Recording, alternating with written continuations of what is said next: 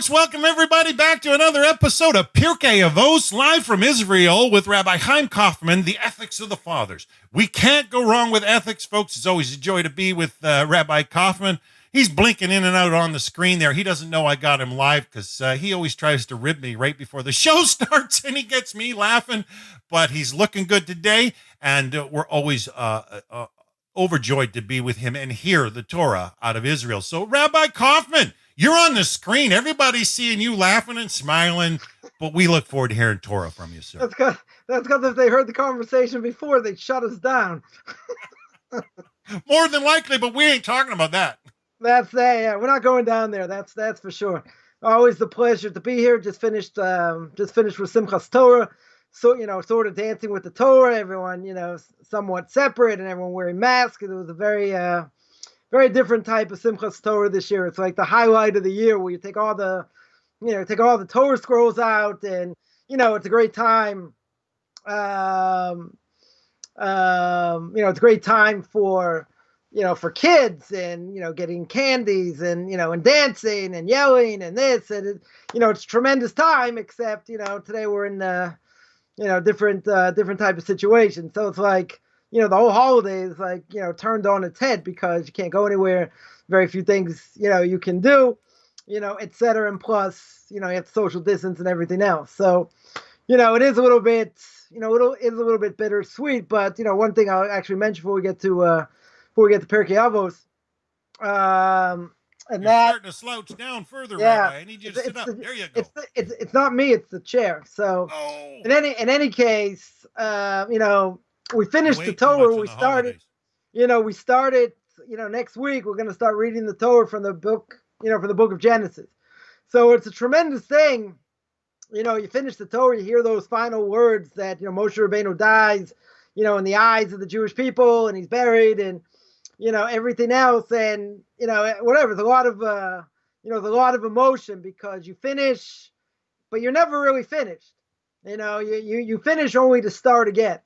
Right. So, when you look at the book of Genesis and you start from the beginning, people say, oh, I already learned that before, but you can't learn, books of the Bible like you're 5 years old, like you're 7 years old. There's always many different things to see it year in and year out. We learn more, we gain more knowledge, different life experience, different things. So, it's a tremendous thing to get back into, get to the story of creation and go through a couple thousand years, in a number of verses, and very much clouded, because, in order to understand the book of Genesis in general, you have to know quite a bit of Kabbalah. And, obviously if you don't learn Kabbalah, it's obviously, it's something you're going to be, lacking in knowledge, but okay, it's still part of the Torah. It's still what we have to, learn to the best of our ability. So back on the second chapter, first Mishnah, and it's going to take us, I think, a number of weeks to get through, get through this. But again, we'll start from the beginning. Rabbi said, what's the proper path a man should choose for himself? Whatever it is that credit to himself earns him the esteem of fellow man. And I think the next part of the Mishnah we're going to hit is be scrupulous in performing a minor mitzvahs and a major one, because you don't know the reward given for the respective mitzvahs. So I'm not going to read the rest of the Mishnah. I think we're probably going to get up to that point. But what did we speak about last week? Anyone remembers last week? We spoke about being conceited. We spoke about charity, right? And, I spoke about one of my relatives and, raised, more than $100 million for charity and, as a non-Jewish charity, et cetera. We spoke about, that. Spoke about the idea of giving charity, not giving too much, et cetera, because otherwise if you give too much charity, then God forbid you may need, other people to help you. It's good to give charity, but, there's a limit to what a person can give. So that's pretty much what we spoke about. We didn't get very far. So that was the first really explanation of the first part of the Mishnah. The second explanation is that what does it mean to choose a proper path? Now, is choosing a proper path, is that an obligation? Or is that what we call in Hebrew an Eitzah Tova? Is it good advice? Right? Is it good advice or is it mandatory? Comes along Rabbeinu Yonah of Gerandi. Rabbeinu Yonah explains, Anyone does the mitzvahs, what do? You beautify it. You beautify any mitzvah you do. And if they do that, says Rabbeinu Yonah, you're held in high esteem. That's what the Mishnah means. You'll be held in high esteem because people are going to see the truth. They're going to see, oh, look, this person is doing the mitzvah at the highest level. And, it's a tremendous thing because what's going to happen, we'll see that a person performs the mitzvah properly. People are going to say, thank God his father taught him Torah. Right? Thank God his Rebbe taught him Torah. If we do the wrong thing, right, obviously, the opposite. Now, if a person does a mitzvah, now keep in mind, person, Jew or non-Jew, person does a mitzvah at the right time, it can even overcome a bad decree. Right? In other words, if God forbid there's a bad decree of 70 years or however long, person does the right mitzvah at the right time, can rip it to shreds, can uproot it. Nice. Now the Ramchal in Derech Hashem, right? We quote him a lot because he's got a lot to say and a lot of important things to say about life in general and how the world works. What does the Ramchal say? A person does the mitzvah. I think we mentioned this a little bit last week also, but it's always good to repeat good things. And that is that when a person does the right thing and he does the mitzvah, right? What does the mitzvah do? Draws you closer to God. What does the transgression do? Takes you away, right? So if a person transgresses, you take 3 steps backwards. In order to get to where you were before, you got to take 4 steps, you got to take 3 steps forward, and then you got to keep growing. So every time a person does the wrong thing, and it's negative, again, depending on what level you're on, why you did it, what your intention was, you can take 10 steps backwards. And it's a lot harder when you're in quicksand. Right? So now we just finished all the holidays. We had 30 days. We had 30 days of introspection. Right? In the month of Elul, you had Rosh Hashanah. You had the Day of Judgment. You had the 10 days of repentance. You had Yom Kippur. Right? You had all about atonement, feeling like a piece of dirt. My language. And then you go into the Sukkah. And then you see this world is flimsy. Right? We read the book of Koheles, the book of Ecclesiastes. In the book of Ecclesiastes, King Solomon, the wisest of all men, what does he say at the very beginning? Everything is vanity. Vanity of vanity. And then he says, I was the king of the Jewish people, and then got knocked down, and came back. Right, there's a whole story about that. But in general, what happened? What happened was that he looked in the entire world, all of philosophy, all knowledge. And then what does he say at the end? You should only sit and learn Torah. Right? Take it from me. I learned everything in the world. By learning everything in the world didn't necessarily make me better. But he says, after learning everything in the world, what do I see? The world is vanity. The world doesn't mean much. Right? And, in the secular world. Right? Not sports, not entertainment, not politics. All these things, it's all fantasy. It's all a major distraction. So says the Ramchal, get back to the Ramchal. Says the Ramchal, when I do a mitzvah, what's the purpose of the mitzvah for a Jew or non-Jew? You're gonna be closer to God. The more mitzvah we're gonna see one day in the next millennium, when we get there, the Mishnah Pirkei Avos says, "Mitzvah gorer is mitzvah, aveira gorer is aveira." Person does a mitzvah, he wants to continue to do more mitzvahs. If a person transgresses, very slippery slope, right? Keep going down. So says the Ramchal, if I do the right thing, and I want to that's going to draw me close to God. If I do the wrong thing, okay, it's going to take me away.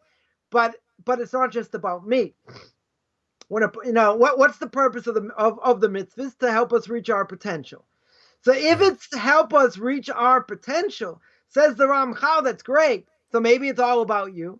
But the Ramchal says no. It's not just about you, because you have an obligation of what? You have an obligation of tikkun olam. Now, the Reform movement totally demolished that, right? The idea of fixing up the world, because they get all kinds of crazy ideas, what it means to fix up the world. What do we mean to fix up the world? What it means is getting back to where the world was before Adam and Eve ate from the tree. Remember Adam and Eve? We're going to go through that story this week, right? Now, every time I get to chapter 3 and I hear the Torah being read, I'm like, don't listen to the snake. Don't do it. Don't listen. No, what happens? She listens to the snake. She eats. She gives to her husband. Everyone out of the pool. That's it. Go out of paradise. Why do they get thrown out of the pool? They get thrown out of Gan Eden God decreed now there's going to be death. Now, what's the problem? Problem is there's the tree of life.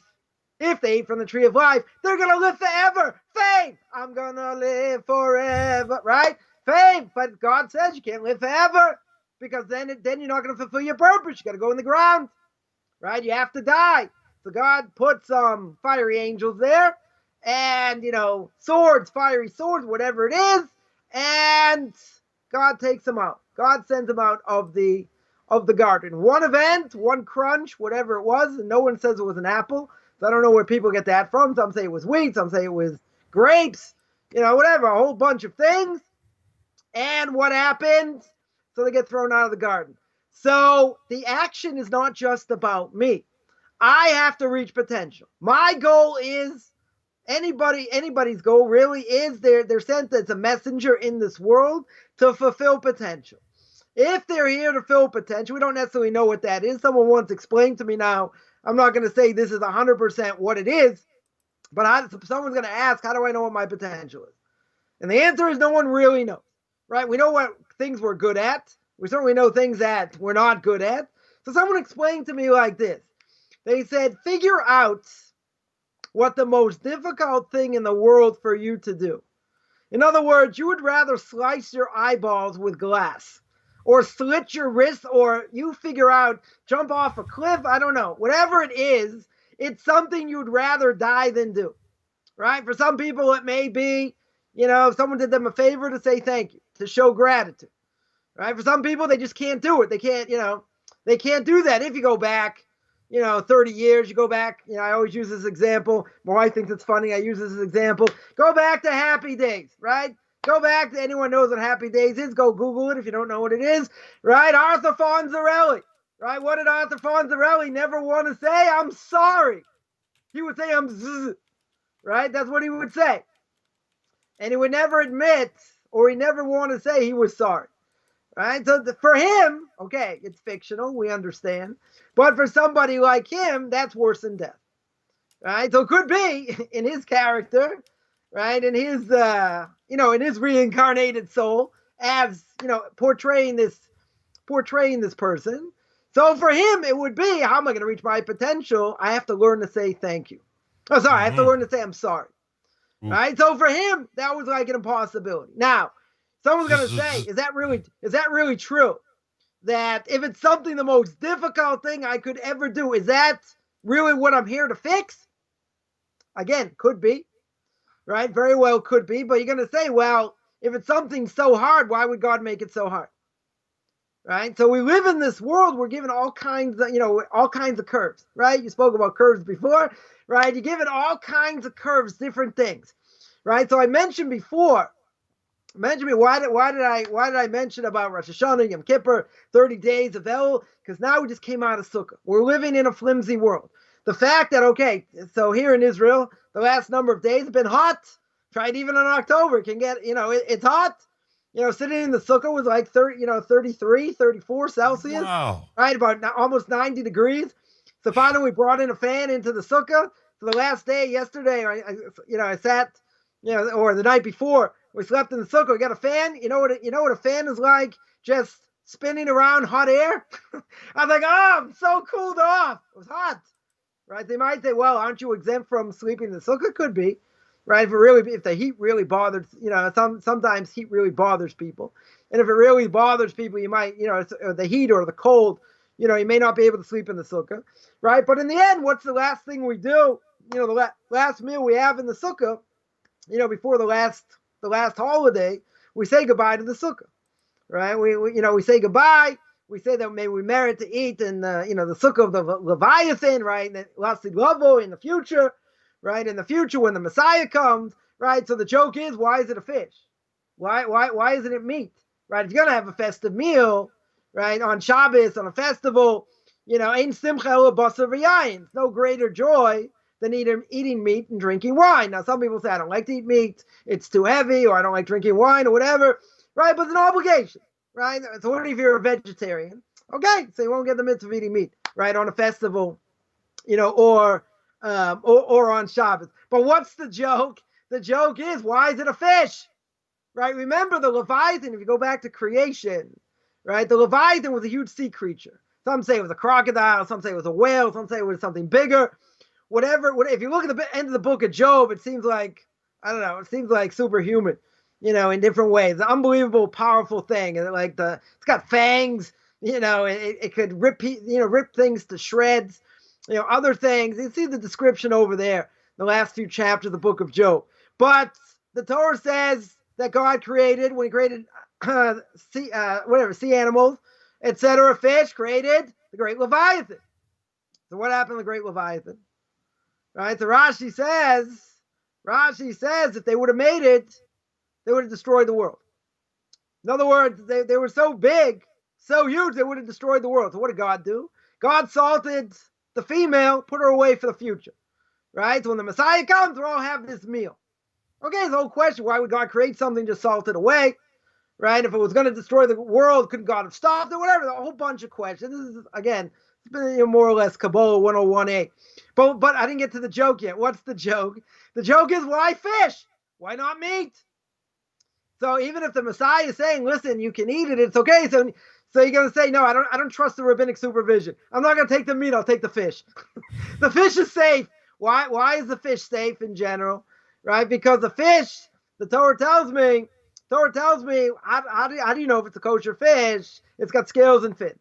Right? You're never going to find in the world, I have to understand, the world is 70% water, but 72% if you want to be exact. 72% water, but you probably knew that, right? 72% water. If it's 72% water, then Moshe Rabbeinu had to be Dr. Doolittle, right? Because there are thousands, tens of thousands of fish. So how in the world could he make a statement and he say, it has to have scales and fins? In other words, anything that has scales will have fins. Anything that has fins will have scales, right? If you find one thing in the Torah that's not true, i.e. you find a fish that has scales, not fins, so what do you do with the Torah? You throw it out, right? Just like any other book. Take Islam, right? A lot of mistakes in Islam, right? In the Quran, knock that out, right? Christianity, we know about Christianity, knock that out. Hundreds of mistakes, things don't make sense, mistranslations, whatever. It's not the purpose, not the purpose of this, right? But in general, to someone to make a statement like that, and he only lived, he lived in a certain area, in the whole world, 72% of the world is water. So how do you know that? Either he could have sent millions of people, would have cost him a ton of money, even though God made him rich. Still, he would have had to send so many people, all over the world, digging in the depths of the ocean to see if, this statement is true. But what does the Torah tell me? By the Bereshim el Moshe Lemor. God spoke to Moshe saying, these are what you're allowed to eat. Right? These are animals you're allowed to eat. These are the birds you're allowed to eat. These are birds you're not allowed to eat. They have to have certain signs. And there are only 4 animals. Right? Again, it's just a side point. There are only 4 animals that have one sign and not the other. Right? What's the sign of an animal to be kosher? It has to chew its cud. It has to have split hooves. Right? So you take a pig. He's got one and not the other. You take certain rabbit. He's got one and not the other. How did Moshe Rabbeinu know that? There are hundreds, thousands of species, right? Thousands of species of animals, right? Again, if he was Dr. Doodle and he could speak to the animals, he would have known that, right? But how would he know that otherwise? Because God told him, right? That this is one definite, one aspect of proof that the Torah has to be divine, right? There is no possible way Moshe Rabbeinu could have known such a thing. Even if you want to tell me, according to the conservative movement, there were 4 authors and a redactor, the Wellhausen documentary hypothesis that we don't hold up, but everyone else in the world does in academia. Point is, even if there's four authors in a redactor, even if it was a committee, even if they all ate the same hallucinogenic mushroom in the desert, because what do the conservative movement say? Something happened at Mount Sinai, we're not sure what happened. I don't know. Torah tells me what happened. God spoke to the Jewish people. They all had prophecy, right? Greater prophecy than Ezekiel. So we do know what happened. What was the manner of how he spoke? Okay, that's a whole question, right? That's a whole question. But in general, even you want to tell me they were divinely inspired. Divinely inspired doesn't butter the biscuit of how you're going to know such information. There are a lot of kooks out there, Gaddafi, Arafat, Hitler, Yamashimoyevich, right? His name should be blotted out. All these evil people, they're all inspired. They were maniacs. They're absolute maniacs. So getting back to the original point here was that what I do doesn't just affect me. Right? Now we know this by a person intermarries. When a person intermarries, we know that a Jew is two halves of a soul. You're only one half. You got to marry the right half. If you don't marry the right half, you intermarry. What happens? Then there were kids you were supposed to have don't exist. What happened to the other half? Now that other half's going to have to marry someone else. Now this is one example. If you take this one example, you need the matrix now. God has to be the matrix to figure out, okay, these kids aren't going to exist. This person married the wrong one. I'm not even talking about a Jew. That he married the wrong one. He married a non-Jew. Right? Everyone knows. Torah says clearly you're not allowed to marry a non-Jew. So therefore, you're not allowed to marry a non-Jew. So what happened to all the kids are supposed to be born? Now, if there's 60 to 70% intermarriage, you got some absolute supercomputers playing the math over here. Right? Because if that's the case, I talk one case, generations wiped out. That means grandkids, great-grandkids, great-great-grandkids, they don't exist. They totally don't exist. So if they don't exist, what happened to them? Right? What's going to happen later? Right? What's going to happen later? So God has to figure it out. God has to be, I'm not saying he's the matrix, but he's going to have to figure it out exponentially. Right? I mentioned this once before. I read this book, Made in Heaven by Avari Kaplan, a blessed memory, a book about marriage. I was reading the introduction. I didn't get past the introduction because he said this decision to get married doesn't just affect you, affects your wife, affects your future kids. I was like, too much for me. Slammed the book shut and that was it. Right? So what we do, we got, getting back to Adam and Eve, what we do matters because we want to draw closer to God. We want to do the right thing. Mm-hmm. At the same time, we can fix up the world. How do we fix it? Now, let's keep this in perspective. Right? We'll deal a little bit in Kabbalah, at least the little bit that I understand. Let's understand what the tree of knowledge was. Tree of knowledge, Rav Chaim of Volozhin, famous student of the Vilna Gaon, brings down a Nefesh of Chaim at the beginning. What was the tree of knowledge? Tree of knowledge was all the spiritual worlds intertwined. Now, how did the spiritual world, right? If you understand a little bit about Kabbalah, there are 10 spiritual worlds, right? If you have 10 spiritual worlds, how are they in existence? So one spiritual world, the one above it, solidifies the one below it. The one above that solidifies the one below that. You get to the 10th. You get to the 10th spiritual world. How is it being solidified? What's it being solidified by? It's being solidified by God's holy throne. Whatever that means. God himself is holding the ladder together. Right? All the rungs of the ladder. Right? They're all being held together by, super glue, whatever it is. Super spiritual glue. I don't know. Whatever you want to call it. So it's all being held together. Comes along Adam and Eve. Adam and Eve, chomp, chomp, chomp. They eat from the tree. All the spiritual worlds go, bah! They all get messed up. So if the spiritual worlds get messed up, so what can I do about it? So you're going to say, it's the spiritual world. What can I do? But my actions have physical repercussions, spiritual repercussions, right? I make a blessing over an apple. It brings down, if I make the right blessing, forget about Kabbalistic intention, brings down God's bounty for all fruit-bearing trees. Whether I see it, whether I don't, right? That's what's going on. So it gets judged, comes back down, right? Physically, spiritually, right? It's a whole complicated thing. Now, if I do the wrong thing, God forbid, right? How can there be spiritual repercussions? So we'll give an example. A man hooks up with a woman he's not allowed to be with, right? Rather married, not married, right? Doesn't really seem to matter, right? In other words, they have a child. It's a forbidden relationship. If it's a forbidden relationship, what's the status of the child? Status of the child, we call it a mamzer. What is a mamzer? People want to say it's a bastard child, right? A child out of wedlock. It means a union that wasn't supposed to be, but God didn't stop it. Now, what's the status of this mamzer? Can this mamzer marry anyone he wants, or she? And the answer is, can only marry someone of the same union or convert. Now, converts are going to jump up and down and say, what? I'm not a Jew? I'm not a proper Jew? What am I, a second-class citizen? I have to marry this blemished person? Now, what happened to this blemished soul over here? Is it the soul's fault? Not the soul's fault. Why is it not the soul's fault? It had no control. Right? Totally no control. If we understand physical repercussions. If God forbid a woman smoked crack while she was pregnant, what are the repercussions? The kid can come out deformed. Right? That is a repercussion. Now, is it the kid's fault? Not the kid's fault. Can't be the kid's fault. Right? There's a direct correlation here. So we're going to say, okay, so that, is that punishment? There are repercussions, right?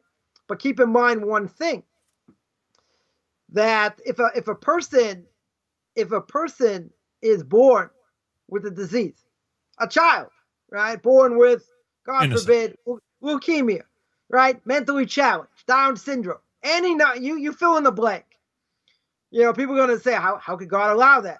If God is all good, why should why is God punishing him? Now you have to understand how punishment works. When does the person get punished?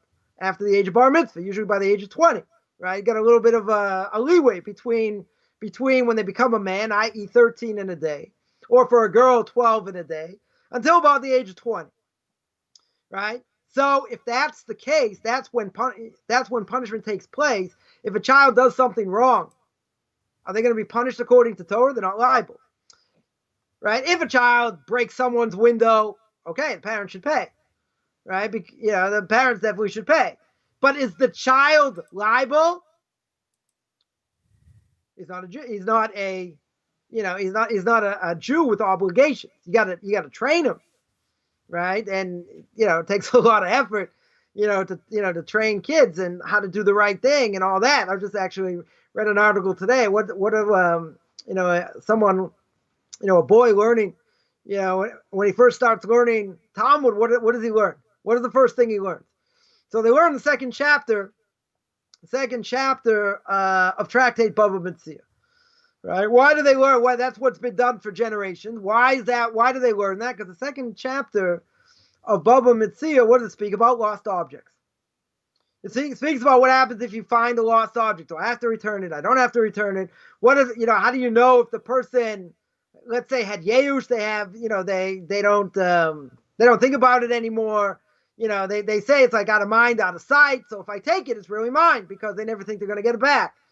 So all these different things, all these different ideas going around. So why do you teach a child that? Right. So the main reason I saw someone pointed out was because that's what was taught generations before. This is what their fathers taught. That's what their fathers learned. That's what their fathers learned. Right. But a more subtle answer would be that you have to learn there are things you're not allowed to do. There are things you're not allowed to take that don't belong to you. If it doesn't have any signs, no one put it. Let's say someone had, a $1's worth of coins in public, and whatever, left it there. So normally you'd say finders keepers, right? It's got no sign, right? So if it's got no sign, right, let's say it's not a significant amount or whatever, I should be able to take it. But what if it's placed one on top of the other? What if it's placed in a way it looks like someone put it there like that? Then I have to return it, right? Then I have to try and find the person who it belongs to. Why? Because it's not just onerous. They didn't just drop it there. Right. It's not like it's not like the ink blot thing where say, oh, how'd the universe come in? The ink blot, right? Dropped ink, and that's how it came in. Boom. And the earth came in like that. That doesn't make any sense. If you saw a coin spread all over the place, I get it. Right? Then it's haphazard. It should be mine. Right? Unless it's a significant amount. Then the amount is something that someone could say, oh, I lost, $300 over here. That's something else. But if coins are thrown all over the place, not a sign. Right? It's definitely not a sign where you'd have to return it. But what are you teaching kids? You're teaching kids that there are things that aren't theirs, that don't belong to them. You can't say finders keepers. You can in certain cases. Right? But in general, you have to understand there are many things that don't belong to you. Right? And that's why you teach a kid at that level. Right? You teach him when he's first learning the world doesn't belong to you. Right? If it's something that's ownerless, it's yours. If it's something that you have a doubt or whatever, then you have to put signs up and you have to try and find the owner, right? Because there's responsibility. That's what you're teaching the child. There's responsibility, right? So here a child's born, right? A child's born in a messed up body, right? Is it the child's fault? It's the soul. It can't be the child's fault. We explain why, because there's no punishment till later. So therefore, the question is going to be, okay, why does this happen? And if God is all good, why does he put these messed up people out there, these messed up bodies, or whatever the case is? So you have a couple options. One option is, we'll say the wrong option first. What's the wrong option? You'll tell me, God forbid, God doesn't run the world. God's not in charge. Stuff happens, right? This is, Kushner made his famous book, When Bad Things Happen to Good People, right? And his topic was, he had a child died of progeria, right? An 80-year-old, the body of a 10-year-old. Horrific by anybody. No one should ever have to go through that. But what was his conclusion? He said, listen, I looked into my deeds, looked into my wife's deeds. We're not such bad people. It must be God doesn't run the world. That was his conclusion. But he sold millions of books because it made people feel good because there's no responsibility. So you're going to say, okay, so this child, what's his responsibility? It's not the child. The child's not guilty. The soul in the child, right? Remember, we're going to go back. Everything goes back to Genesis. We're going to go back to Genesis this week. We're going to learn God breathed in the soul of life to man. He gives you life. What's the soul? The soul is spiritual. The soul is spiritual, right? If the soul is spiritual, it makes the body function. Without the soul, the body dies. But where's the soul coming from? Soul comes from God's heavenly throne. God puts the soul in every person. So every person has, that soul gets a message. Doesn't remember it. But that soul gets a message. You have a purpose. And then what if the soul doesn't reach its potential? It can get judged. It can go to hell for a certain amount of time, get fixed up, go to paradise. What if that's not an option?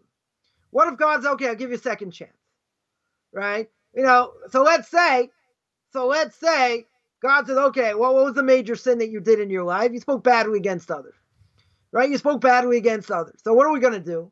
God puts you back in this world, puts you in a body, right? And you got a messed up tongue. You got messed up motor skills, right? You got something wrong in your brain. You can't speak properly. Maybe you have to go through speech therapy. Maybe it'll help. Maybe it won't. But the fact that it could be, again, I'm not saying this is the only reason. It could be if a person, did certain things like that, measure for measure, it's going to come back in this world in the same way. In other words, that part of the body is going to get damaged, and God's going to say, okay, now I'm going to fix you up. Now, by going through this for a certain amount of time, however long it is, you are now going to get fixed up for what you did previously. So therefore, if a child, God, again, this is what I would call a quarter of a consolation. Why do I call it a quarter of a consolation? If someone has a child like this, you got to really believe in it.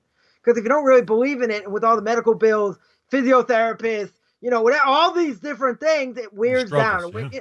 It wears down on the family because you have to spend all the time with this kid. Other kids don't get as much attention. There are a lot of issues. There are definitely a lot of issues. Special needs for sure. Yeah, 100%. So it's not the kid's fault. Right? But the soul coming in, it's how reincarnation works. Remember, the Hindus came at least 700-800 years after us. Right? So whatever they say about reincarnation, they took our good stuff and butchered it. Totally butchered it. Right? But a person, we are all reincarnated souls. Right? In other words, we come back 3 times, maybe 4 times maximum. Probably this is our last time. This is our last time to fix up whatever we need to fix up. So that being the case, a person can, so why do I say it's a quarter consolation? Because as much as I understand this soul is messed up. In other words, the body's messed up. The soul has to go through it in order to pay for what it did before. Now you're going to say, why don't, so I remember one of my rabbis very much steeped in Kabbalah. And once I mentioned, I said, all the things I had to go through in my life, which I'm still going through, a whole bunch of things. I said, if I ever get a hold of my soul, I'm going to grab him by the throat. And, so my Rabbi said, yeah, if you saw him in the mirror, you wouldn't even recognize him. I'm like, that's not really the point. He goes, no. He said, that is exactly the point. Because just like in a bad Freddy Krueger movie, you're not going to remember the past. In this world, you're not going to remember the past. Someone wrote a book, many matters, many lives, I think, or many lives, many something. I forget exactly what it's called. Put people under deep hypnosis. They remembered previous lives, what they went through in previous lives. Now it could be that's not a contradiction to Kabbalah, because according to Kabbalah, when you're awake, you're not going to remember. Right? In other words, forget about Freddy Krueger. You're never, when you're awake, according to Kabbalah, forget about deja vu and any of these other things. You'll never, ever remember what you went through previously. It could be under deep hypnosis. You could, but certainly not when you're awake. I asked this Rebbe of mine, very much steeped in Kabbalah, and he said it can't happen. He said, according to Kabbalah, it's not possible. So this person interviewed a whole bunch of people and their experiences. So I gave him the book to read, and he told me a lot of it had to do with Buddhism, I don't know, some other things or whatever, but he doesn't believe it. Okay? So you want to say it's that discrepancy, whatever the case is. The point is that a person's not going to remember, but a person's given a message. Person's given something to fix up. Mm-hmm. So somebody who's in a messed up body, it's measure for measure, even if we don't understand it. So if someone understands that intellectually, you have to put that in your heart. It's a hard thing. Because a person can feel guilty. A person can say, oh, why did I have this child? I shouldn't have had this child. I was older. I was stupid. I was whatever. They can make all kinds of excuses. At the end of the day, this is the child that God wanted you to have. These are the things the child has to go through based on not what you did. You just carried the child. It has to do with the fact of what the soul of the child went through before. So that being said, what I do, we get back to, I lost track where I was. So get back to the tree of knowledge. Tree of knowledge, now all the spiritual world's messed up.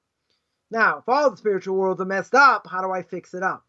How can I fix up a spiritual world? By doing mitzvahs. When I do mitzvahs, it makes it stronger. When I do transgressions, makes it weaker. We're trying to bring back the world to where it was before Adam and Eve sinned. There were many that tried to do this and failed. Right? I'll give one example. You go to Parshas Noah. Right? We'll read that in 2 weeks, and actually the week after next. Right? 2 weeks. And what is the first thing that Noah does? Right? He builds an altar after coming out of the ark. Now you have to understand, Noah and his family, the only ones saved. He didn't save anybody else. He's building an ark. Imagine, Rashi says, for 120 years. People say, hey, Noah, what are you doing? He goes, this is Bill Cosby. I'm building an ark. Right? Even if you don't like him, doesn't matter. It's funny. He goes, I'm building an ark. They look up. They're like, okay, he'll die, They look up. It's San Diego weather, 70 degrees and sunny, right? 70 degrees and sunny all year round. So they say, yeah, Noah, good luck. He's like, okay, he'll drown. He's like, how long can you tread water for? Right? For 120 years, he didn't bring anyone closer. He didn't save anybody. Right? So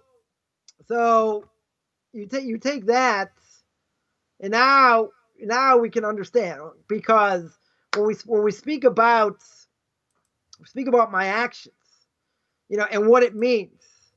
So my actions are not, again, just for me. Sorry, let me backtrack. Why did I bring up Noah? Because after he built the altar, he made a vineyard. He planted a vineyard, right? So I got lost in my own parable. He planted a vineyard. When he planted a vineyard, what happened? He got drunk. So the difference of opinion what his sons did to him. Right? They both saw his nakedness. Two saw his nakedness. One saw his nakedness. The other two covered it up. Some say they castrated him. Why'd they castrate him? Because they wanted to inherit more. Right? Others say did other things to him. Whatever the case is, the last son gets cursed for seeing his nakedness.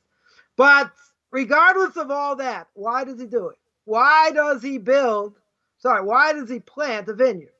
He plants a vineyard for one very simple reason. Because what was one of the things? What was one of the things that the Talmud says that from the tree of knowledge? What was the fruit? Grapes. So what did Noah? So what do you think? Noah's the only one that saved the generation. You think all of a sudden he's making a vineyard so he gets stewed, right? So he can get plastered? Doesn't make sense. The greatest of that generation, right? The greatest of that generation. You got to come up with another explanation. Doesn't make too much sense. You're going to say, listen, the whole world was destroyed. The whole world comes back. He had a tough 40 days. Okay, but again, we don't know who these people are. Can't imagine who these people are. He's not planting a vineyard for no reason, right? So according to Kabbalah, why is he planting the vineyard? To fix up what Adam and Eve did. They ate from the tree of knowledge. Tree of knowledge was a grape, right? So what do they do? So what does he do? He takes the grapes, plants, and he says, I'm going to fix up the sin. I'm going to fix up the sin. But what happened? He blew it. How did he blow it? He got drunk, right? He wasn't able to do it. So throughout history, that's been done. When was the only time in history, right? This is a double, what do you call it? Daily double, right? What is the only time in history, right? Jeopardy reference, anyone doesn't know, right? What is the only time in history that the world got back to where it should have been by Adam and Eve? The only time in history that was by giving of the Torah Mount Sinai. The world went back. Messiah should have come. What happened straight after? Sin of the golden calf. Right. Even though it's chapters later, that was very quick afterwards. Because the evil inclination, Mr. S, whatever you want to call him, says, I am not allowing the world. I'm not done with my job here. I'm not interested in the Messiah, coming now. I'm not interested in the world being fixed up. I'm going to make them make a mistake. So what did he do? Shows an image, the Medrash says, of Moshe Rabbeinu dead. Now, they made a miscalculation. Total miscalculation. They made a miscalculation, and they sinned with the golden calf. Now, Aaron technically really didn't sin. He just tried to push them off. The commentaries over there, the book of Exodus, go to town trying to explain what this sin was exactly. And if you look at the verses, you might say it's apologetics. But if you look at the verses themselves, they're guilty, right? Seemingly, the mixed multitude, they're the ones, these converts came out of Egypt or other places that came to Mount Sinai. They're the ones that caused it, right? More than 3,000 people died. They're the ones that caused it. One of the reasons converts not looked at such a high level, right? In many ways, one possible reason, right? But they missed the boat. But if you look at the commentaries over there, the commentaries say no. It looks like they did idolatry. But how could they, there's already command against idolatry. How could they have done idolatry? Right? You say, well, God got really angry. God wanted to destroy them. Moshe Rabbeinu says, rip me out of the book. Don't mention me in the book. Right? And he blames God by saying, listen, you gave them all the wealth of Egypt. They took all the wealth of Egypt. Don't you know in the book of Deuteronomy that when the Jewish people become wealthy, what happens? They leave you. They kick you in the head. So Moshe Rabbeinu says, you want to wipe me out? It's your fault. Imagine Moshe Rabbeinu talking to God. You're the one who gave them wealth. You gave them wealth. This is the end result. Right now, because God says, if I dwell amongst the Jewish people, I'll destroy them. Right? So what happens with the sin of the golden calf? It's meted out every generation. Every generation there's punishment over the span of time. Otherwise, if God went amongst the Jewish people at that point, you wouldn't be listening to me. I wouldn't be saying, hey, folks, right? I wouldn't be doing any of this. You wouldn't have to worry, right? But God would have wiped out the entire Jewish nation. So one second. So getting back to I have to finish the point that I actually made was that whatever I do fixes up the world, right? It doesn't, see, the Ramchal says a novelty over here. The novelty is when I do a mitzvah, am I thinking about the world? I'm not thinking about the world. When I do a mitzvah, I say a blessing. I say, God, the source of all blessing, King of the world, create the fruit of the vine, create the fruit of the tree. But I have to mention two things. God, right? I have to mention Hashem, and I have to mention He's King of the world. If I mention one without the other, it's not even a blessing in vain. It's nothing. I need to acknowledge God runs the world, God's in charge, and I have to mention that I believe in Him. Now, that being said, when I make that blessing, okay, you want to tell me, all fruit trees are blessed. You want to tell me all the good things it does for you. It draws you closer to God. Says the Ramchal, that's all true, except for one thing.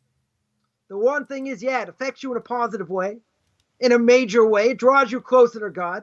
As I mentioned, see, all this is connected somehow. It's amazing how I tap into the matrix, because you come out of all the holidays, right? You come out, we just came out of Sukkot, Simchat Torah, the greatest time of joy. We finish reading the Torah. We start from the beginning. Now we're going into everyday life. Next week is a regular Shabbos, right? It's not the Shabbos of repentance. It's not the intermediate days of Sukkot, right, etc. We're going into every day. Everything I gained in these 30 days, these 40 days or more, right, is all about drawing close to God. So now I'm all fired up. Now I'm ready to take on the world, and take on all the things I wanted to take on. And you're going to kick the evil inclination in the head, because you're ready to go. So the actions I do, the mitzvahs I do affect me, right? They definitely affect me, certainly, hopefully in a positive way. But it's not just about me. Because when I acknowledge God runs the world, and we're going to get to this, when I acknowledge that God's in charge, when I do the right thing, if a person keeps Torah and does the mitzvahs, they're desired by God, people are going to see that. People are going to say, happy is the father who taught him Torah. Happy is the Rabbi that taught him Torah. That's a whole different world. That's not just about you. That's about affecting the world. See, forget the reform movement, bunch of jokesters. This is about tikkun olam. This is about fixing up the world. Fixing up the world means I'm fixing up the spiritual world. How can I fix up the spiritual world? Because when I made a blessing over an apple, when I sang on Simchat Torah, and I tried to imbue myself drawing close to God, right? Okay, people see it. They don't see it. The outside world not necessarily going to see it. Whatever it is, but when you do that, it has an effect in the world. It can have a positive effect, it can have a negative effect. But what would I have thought? And everyone would have agreed. I would have thought that what? I would have thought that when I do the blessing, when I keep a mitzvah, whatever it is, I listen to what God says, it's all about how it affects me.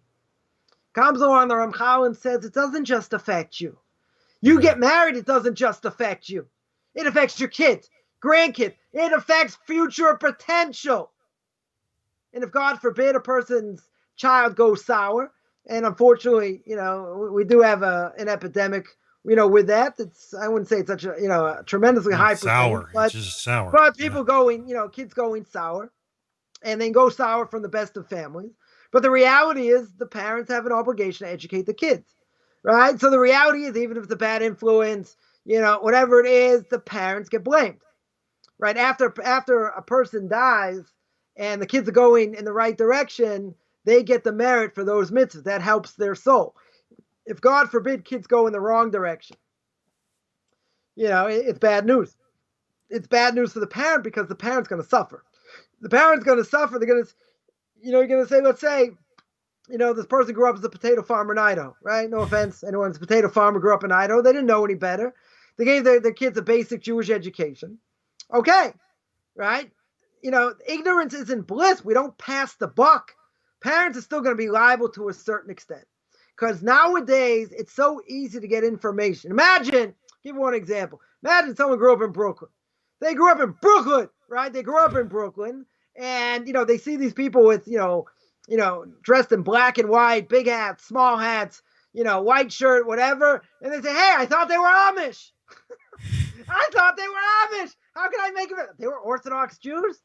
How come they didn't reach out? How come they, okay, that's another issue, right? But, what are you, an ostrich? Your head is stuck in the sand? Everybody knows somebody, some family member somewhere, right? They know of somebody that didn't necessarily start out as an Orthodox Jew, or they've come in contact with Orthodox Jews. They can't say, I don't know. They can say, well, maybe, I didn't learn the Bible as well as them, or whatever, but they can't say I've never come in contact. Even so, even if they came in limited contact, they still don't know, right? That, it still may be true, but ignorance over here isn't bliss. So the point is, now I'll let you ask your question, and the point is that when we do something, right, when we do a mitzvah, any action, it doesn't just affect us, it affects the physical world, right? There are repercussions, physical repercussions. As we mentioned, there are spiritual repercussions. And obviously, we're not doing our job properly because the Messiah is not here.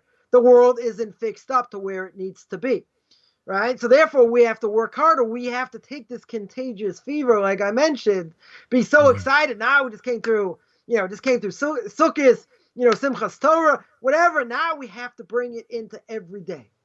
Now, as we say, have a good winter, right? Now we're taking this into winter, right? I mean, eventually here it is going to cool off, right? It's going to get colder, right? I was mentioning my kids today. I said, in those days of winter, you're going to say, oh, it's so cold and it's rainy. I wish those days it was 35. Come to Canada, Rabbi. Anything. I'm like, yeah, you'll miss it then. You're not going to miss it now. Yeah, question. Well, just backing it up a little bit when you were talking about the sin of the calf. Somebody online, Benjamin McKay asks, he says, is this also why ancient Israel worshipped Asherah as well?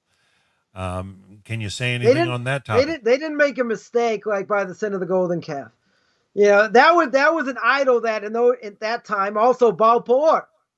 It says at the end of the Torah, Moshe Rabbeinu is buried near where where they worship Baal Peor to atone for the Jewish people. Now you have to understand Baal Peor. It's kind of strange. It's what did they do with this idol? They defecated in front of it. That was a service, right? You're going to say, well, it's kind of strange. There are certain places in the world today. I think it still exists, but why? First of all, we don't know where Moshe Rabbeinu was buried, right? Nobody knows. But why is he buried there? The Torah tells me clear. Torah tells me he's buried near there because he's there to atone. He's buried nearby, not that he was born to atone, but he's buried nearby so God will have compassion for the Jews that sinned, that sinned for Baal Peor.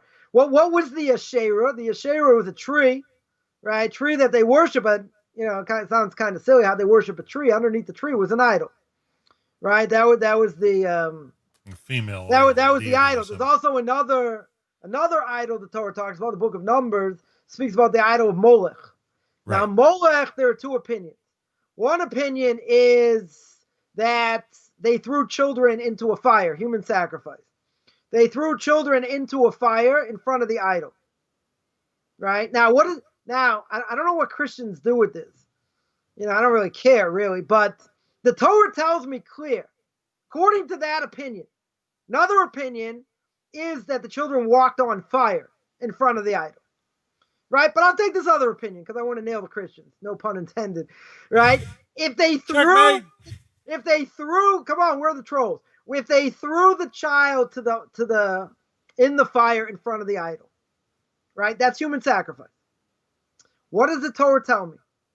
Torah tells me not only is it forbidden, the Torah tells me it's an abomination. Now the Torah doesn't tell me by every transgression it's an abomination. No. There are a number of them that they do, that the Torah does.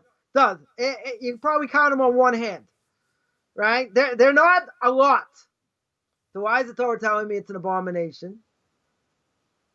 Because it is. No, it's telling you the severity. The severity, not the person who does it. The act itself, right? The act itself, human sacrifice, is an abomination. Now, if the Christians out there want to say, I like the other definition, they only had children walk over fire, they didn't throw them. Okay, that's child abuse, right? That's clear child abuse, but that's, they're doing it for the idol, right? How bad idol worship is. But if they actually threw them in the fire, and they call that an abomination, right? That means human sacrifice is forbidden. So now explain to me what that word, what that's talking about. So they'll tell me, no, they didn't, it was idolatry, but that's not what happened. Okay, so tell me what happened. We have a number of definitions, right? We have a number of definitions. If that's what really happened, right? That's definitely an opinion. If that's what really happened, then human sacrifice, 100% forbidden. So, I had these not so bright Mormons came knocking on my door when I was in Chile, right? They, biggest group of Mormons outside of Salt Lake City. I don't know exactly how they got there, but in general, trying to convince me, believe in Mormons and all this. So I said, where do you see human sacrifice is allowed? right? So they say the binding of Isaac, Genesis chapter 21. So I said, you read the end of the story, he doesn't die. Forget what Kabbalah says. I go, he doesn't die. It's like, no, it's a hint. I go, but he doesn't die. Show me in the words that he died, right? I said, okay, let me ask you. What about Molech? I showed him about Molech. I said, this is what it means. It's like, wow, that's a great question. So they went on to something else. So I asked them another question. What about this? They didn't have any answer, right? So what do missionaries do? They just ask other questions. I said, listen, I've given you 3 answers. You don't have an answer. Come back to me when you have an answer, right? So it was another form, it was another form of idolatry. Now, idolatry today, is big in India, in the Far East, and other places. We can't imagine someone bowing down to a totem pole or whatever, giving these things power, but they didn't really believe these things had power, is what they represented. Now, the big mistake in the generation of Enosh that the Rambam says they made this whole mistake, and then Abraham came on the scene, and showed how it was false and whatever. But it's hard to imagine today. So Achav, who was a big idol worshiper, came to Rav Ashi, the one who solidified the Talmud. Him and Ravina and Rav Ashi were the ones who put the Talmud together. And he came to Rav Ashi in a dream, and he asked. So Rav Ashi asked him. He said, "I don't understand." He said, "How could you get so caught up in idolatry? Yeah, you put it in the temple, you did this, all these different things." So Achav, answered. There are a lot of things that there are a number of things that Achav said to him that he couldn't answer, that Rav Ashi couldn't answer. We don't understand who Rav Ashi is. We don't understand who Achav is. Right, so Achav asked him a question. He says, "You know the answer?" He says, "No." So the Rav Ashi asked him. He says, "Okay, so if you know this and you know that, how could you run after idols? Don't idols have that kind of power? Come on." So Achav answered him. He said, "If you would have been in my generation, you would have been running after its coattails. In other words, that's how powerful it was. Today we make, people say, oh, this, that, doesn't really mean anything. Most people are skeptical of just about everything. They're going to say, come on, idols have power. They don't really have power, different things. That was the whole thing with Abraham and his father. As the Medrash says that, his father left one day and he sold idols. So Abraham destroys all the idols and he puts a stick in the hand of one idol. So his father comes back, Terah comes back and says, "Hey, what happened?" So, there's a big fight. There's a big fight, you understand? And this idol beat everyone up, right? He destroyed everybody. So Terah said to him, he said, "What are you talking about? These idols don't have power. They can't do anything on their own." They said, what are you talking about? So he says, "Dad," he says, "so why do you worship them?" Right? So his father looks at him and is like, "Oh, smart aleck kid, we're going to take you to King Nimrod." Takes him to King Nimrod. And Abraham has a lot of fun with him about who he should believe in and different forces and whatever. And Nimrod throws him into a fiery furnace, right? Throws him in a fiery furnace and he comes out unscathed, right? Good to have parents like that. Smart aleck kid, we're going to burn you. Okay. So idolatry, it's hard to imagine as well, even if you tell me how powerful idolatry was. You're talking about the generation that saw God face to face at Mount Sinai, right? They either heard the first 2 of the 10 commandments, died, God brought them back to life, or they heard all 10, right? And so Moshe Rabbeinu either said over 8 to them, or they heard all of them. Now, if they saw all the miracles, right? These are the people that survived Egypt. Right? Remember, 20% came out of Egypt. So more than 8 million people died in Egypt. So if they're the ones that came out of Egypt, they saw God face to face at Mount Sinai, whatever that means. They ate the manna in the desert. They saw the miracle. How in the world could they? How in the world? First of all, they weren't so far removed from Mount Sinai. How could they sin with the golden calf? Right? That's a pretty strong question, because the reality is, they saw God face to face. You're telling me they made a mistake. They made a mistake when Moshe Rabbeinu was coming back, and it was only the mixed multitude and all that. Still, with all the miracles and everything that they went through, How even later in time, they're getting all this manna, they're getting fed miraculously in the desert, right? Miriam's well, they had water, trekking through the desert. How in the world? How in the world they worship idols, right? How could they speak badly against the land of Israel, the spies, the book of Numbers, right? Korach goes against Moshe Rabbeinu and Aaron. Korach held the Aaron, the Ark of the Covenant. And if you weren't worthy to hold it, you died. He wasn't a fool. Jealousy, we're going to see, again, probably in the next millennium, but we're going to see jealousy, honor, can kill a person. Some of the commentaries there say, literally, how do I know? By Korach. Jealousy killed him. Absolutely demolished him.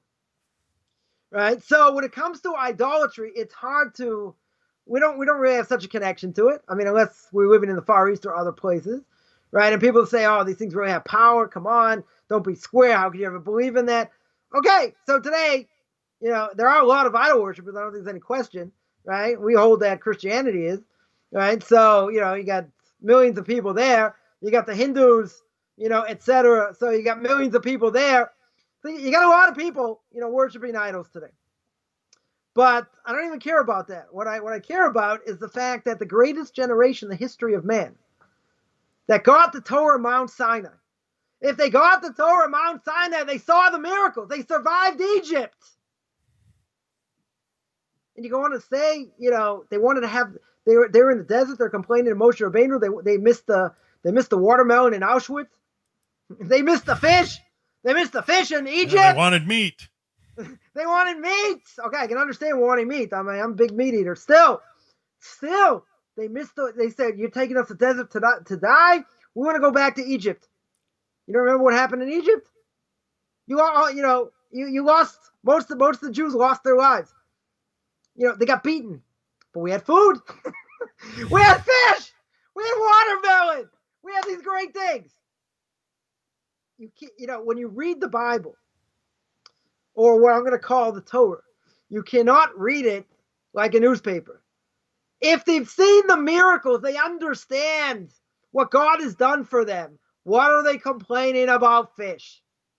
What are they complaining about the land of Israel? There were giants there. Maybe. So what? If God took care of Egypt, the Egyptians were the world power, and the Jews got out. He did all these miracles. Don't you think he could have taken care of the giants in Israel? Probably could have. So obviously there was something lacking, but you have to understand, if they're worshiping idols or they're having these issues, there's something missing. Why is there something missing? Because it's the greatest generation in the history of man. They saw all these things. So there's definitely something lacking in their belief, or what I would say is, in the case of Korach, I got a video on YouTube, my YouTube channel, but basically, the idea is that he didn't get the message. In other words, he didn't internalize the message. For us, if you see miracles on a regular basis, how can you not get the message? And it could be okay. The manna came today, and it came yesterday, and it came the day before. Do I know for sure it's going to come tomorrow? No. But God has a track record. All these things have happened. It's been going on for years. So one answer is God wanted them to work on their belief in him and strengthen that belief and go into the land. But they didn't. There was something there, whatever it was, that was lacking in their belief, in the fact that they didn't utilize what God gave them. They didn't internalize the message, or they took it for granted. And therefore, they didn't want to work that hard. All the spies report, like old Mother Hubbard, nothing left in the cupboard. So now, even though the manna came yesterday, how do I know it's coming tomorrow? Maybe I'm going to do something cause, I'm going to sin, God forbid, it's not going to come tomorrow. Or it's not going to come the next day. But there's been a track record for a long time. God's saying, I want you to flex these Amunah muscles. I want you to flex these muscles of belief in me. So what if you don't have food? What? You don't think I can give you food tomorrow? You don't think I can give you a double portion on Friday, so you're not going to go out and get it on Shabbos? Yeah, question. Well, no, I just made a point about the spies, Rabbi. The 10 spies that came back with a poor report. I mean, Right. there was no amuna muscle there. That's for sure. But Just the like you 10 said. spies were like, were great individuals. God didn't want, Yeah. God Or they wasn't wouldn't have been interested in Moshe selected, right? Rabbeinu sending them. Moshe Rabbeinu said, I want to send them anyway. They weren't small fry, right? The 250 people that died by the sin of Korach were great, great people. And they got just caught up. They got caught up in what he was In the doing drama. and what he was saying, and they sinned. They weren't people with lack of faith over here. We're talking about rabbinic scholars to the highest degree. Mm-hmm. So you have to ask the question, how did they fail? Yeah. Where was the failure over here? Right? Again, the simple explanation is jealousy can kill you, literally. But if you're talking, that's why you cannot make any statements about people in previous generations like Korach, Moshe Rabbeinu. I mentioned about the chief rabbi of England. Maybe some of them had issues, had depression, or we can't imagine who these people are. We can't put a 21st century spin on it. So when you read it, you can't learn it like a 10-year-old, right? You got to think. I just mentioned a whole number of things that doesn't make any sense how they could sin. Doesn't make any sense logically. You got to dig deeper to see what was going on. Because if you don't dig deeper, you look at this and you say, I used to say it in college or university a lot of sense it doesn't make. And this doesn't make sense because you're going to say, what, they're superhuman? You don't understand who these people were. You don't understand who the rabbis were that had the ability to bring people back from the dead, even if the generation wasn't worthy. You talk about Rabbi Yochanan ben Zakkai. We're going to speak about him one day. Again, probably next millennium. And he was the youngest. He was the youngest of the students of Hillel. And the students of Hillel above him could bring back people from the dead. And oral law goes through Rabbi Yochanan ben Zakkai. You understand? He's the smallest. He's the smallest of all the students. The other students can bring people back from the dead. But who does Torah Sheba'al Peh? Who does oral law go through? Goes through him. Yeah, question. Well, I just wanted to maybe if you could counterbalance. I was thinking of Pinchas, was it the grandson of Aaron? Right. And his integrity or character juxtaposed to Korach's, because you had talked about being of great character and yet still causing such. And I think you have kind of an antithesis of that life in that Pinchas who skewered with a javelin. He went all out and shish kebab. Shish kebab. Yeah, I mean, but I mean, what would take? There was that golden nugget of integrity that was there that I think that is the opposite of that thing in Korach that came to the surface. I mean, yeah, but you have to understand there's a difference. There's a major difference. The major difference is that when you see two people doing that, doing my language, the jitterbug, you had someone that was the head of a tribe with a non-Jew in public, bad enough in public. Right, so Pinchas goes to Moshe Rabbeinu, and he says, Moshe, what's the halacha? What do we do in such a case? Moshe Rabbeinu didn't know. There's one of the halachas he forgot. So Pinchas said, I remember the halacha. He takes his spear, and exactly where they're doing it, shish kebabs them, kills them. Now, what if Zimri, who was the head of the tribe, what if Zimri came along, fought him off, and killed him? Would Pinchas deserve to die? And the answer is yes. Why? Pinchas has the status of a rodef. What's a rodef? He's a pursuer.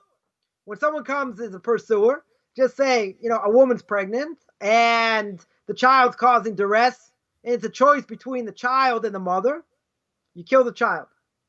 Now, in Christianity, you kill the mother. Right? It's different. What's the difference? Difference we hold, you go according to potential right now. We don't go according to future potential. We don't know the child will survive, won't survive. The mother for sure is stronger. Should be able to survive. So we go according to the mother. But someone who's a rodef, I can kill him. Right? If I can stop him any other way, okay. But I could kill him. So the Talmud tells me, number of miracles, Pinchas didn't die. He could have died easily. Easily. And it would have been justified. Now, someone's going to say, oh, look, right? I got these trolls telling me, look at Pinchas. He's a vigilante. That's what God wants. He wants vigilanteism. So I made a video on that. Go on my YouTube channel. Parshas Pinchas. Is Pinchas, is vigilanteism, permitted in the Torah, right? So what's the answer?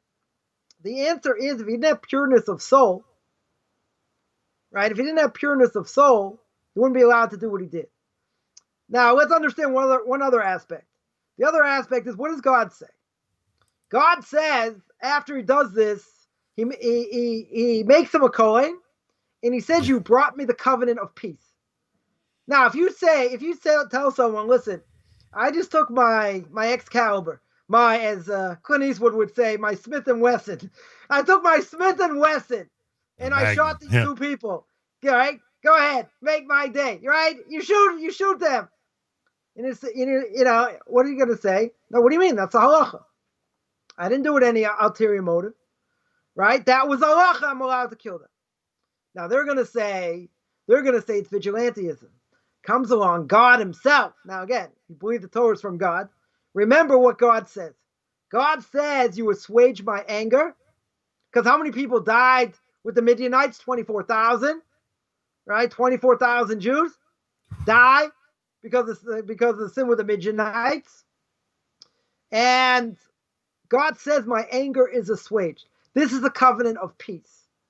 Now, let's analyze these words. Simple explanation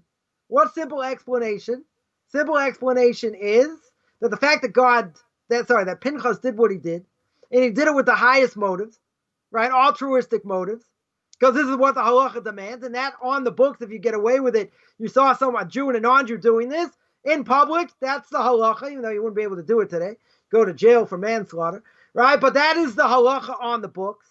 If that's a halacha on the books, you don't have pureness of heart, you're not allowed to do it. But the simple explanation is God says this is a covenant of peace. Now, if we're critically thinking, and we believe this to be a true book from God, how can God make such a statement? He gives them the covenant of peace. He makes them into a Kohen. Let him carry the ark, yeah. Doesn't make sense. Well, it's been a great show. Gotta go. We'll leave that for next week. No, so the answer is, when we do God's will, even in the eyes of others, it looks bad. For instance, people have an issue with Hasidic Jews that wear fur hats. Why do they have an issue? Because the PETA or PETA activists, whatever you call them, they're saying, what are you doing killing thousands of minks for their skin? Why are you allowed to wear that on your head? So what's the answer? The answer is we're allowed to use animals for our benefit. We're not allowed to abuse them. That's why you're not allowed to hunt. Jews are not allowed to hunt for fun. Right? It's considered an act of cruelty. So I'm allowed to use animals, certainly for scientific experimentation, in order to find a cure for disease. That I'm allowed to do. Right? 100% I'm allowed to do that. Now, you're going to say, but what did this mink do to deserve to be killed, to be used for its skin for a fur hat? So I ask you a better question. Why am I allowed to kill animals for meat? If you look at the Torah, the book of Genesis, right, the beginning of the book of Genesis, everyone's vegetarian. So the vegetarians are right. God wanted people to be vegetarians, not eat meat. Why did he allow meat? Because he understood man's going to want to eat meat. So God gave the command of killing animals properly and what animals you're allowed to eat and not allowed to eat, because he knew the nature of man. So, person's going to say, but according, before the Torah was given, I agree. Before the Torah was given. But after the Torah was given, you're allowed to eat meat? You're allowed to eat meat. You don't want to eat meat, but you're not allowed to say, see, this is where it gets a little bit dicey. All you, Australians or English people will say, they like the word dicey, right? It's a little bit dicey because what are they going to say? They're going to say it's cruel. It's cruel to kill animals, even to eat them. That's heresy. Why? It's heresy because God allows us to eat meat. So how's that cruel? I think we mentioned last week also, by taking the shooing away the mother bird and taking the eggs.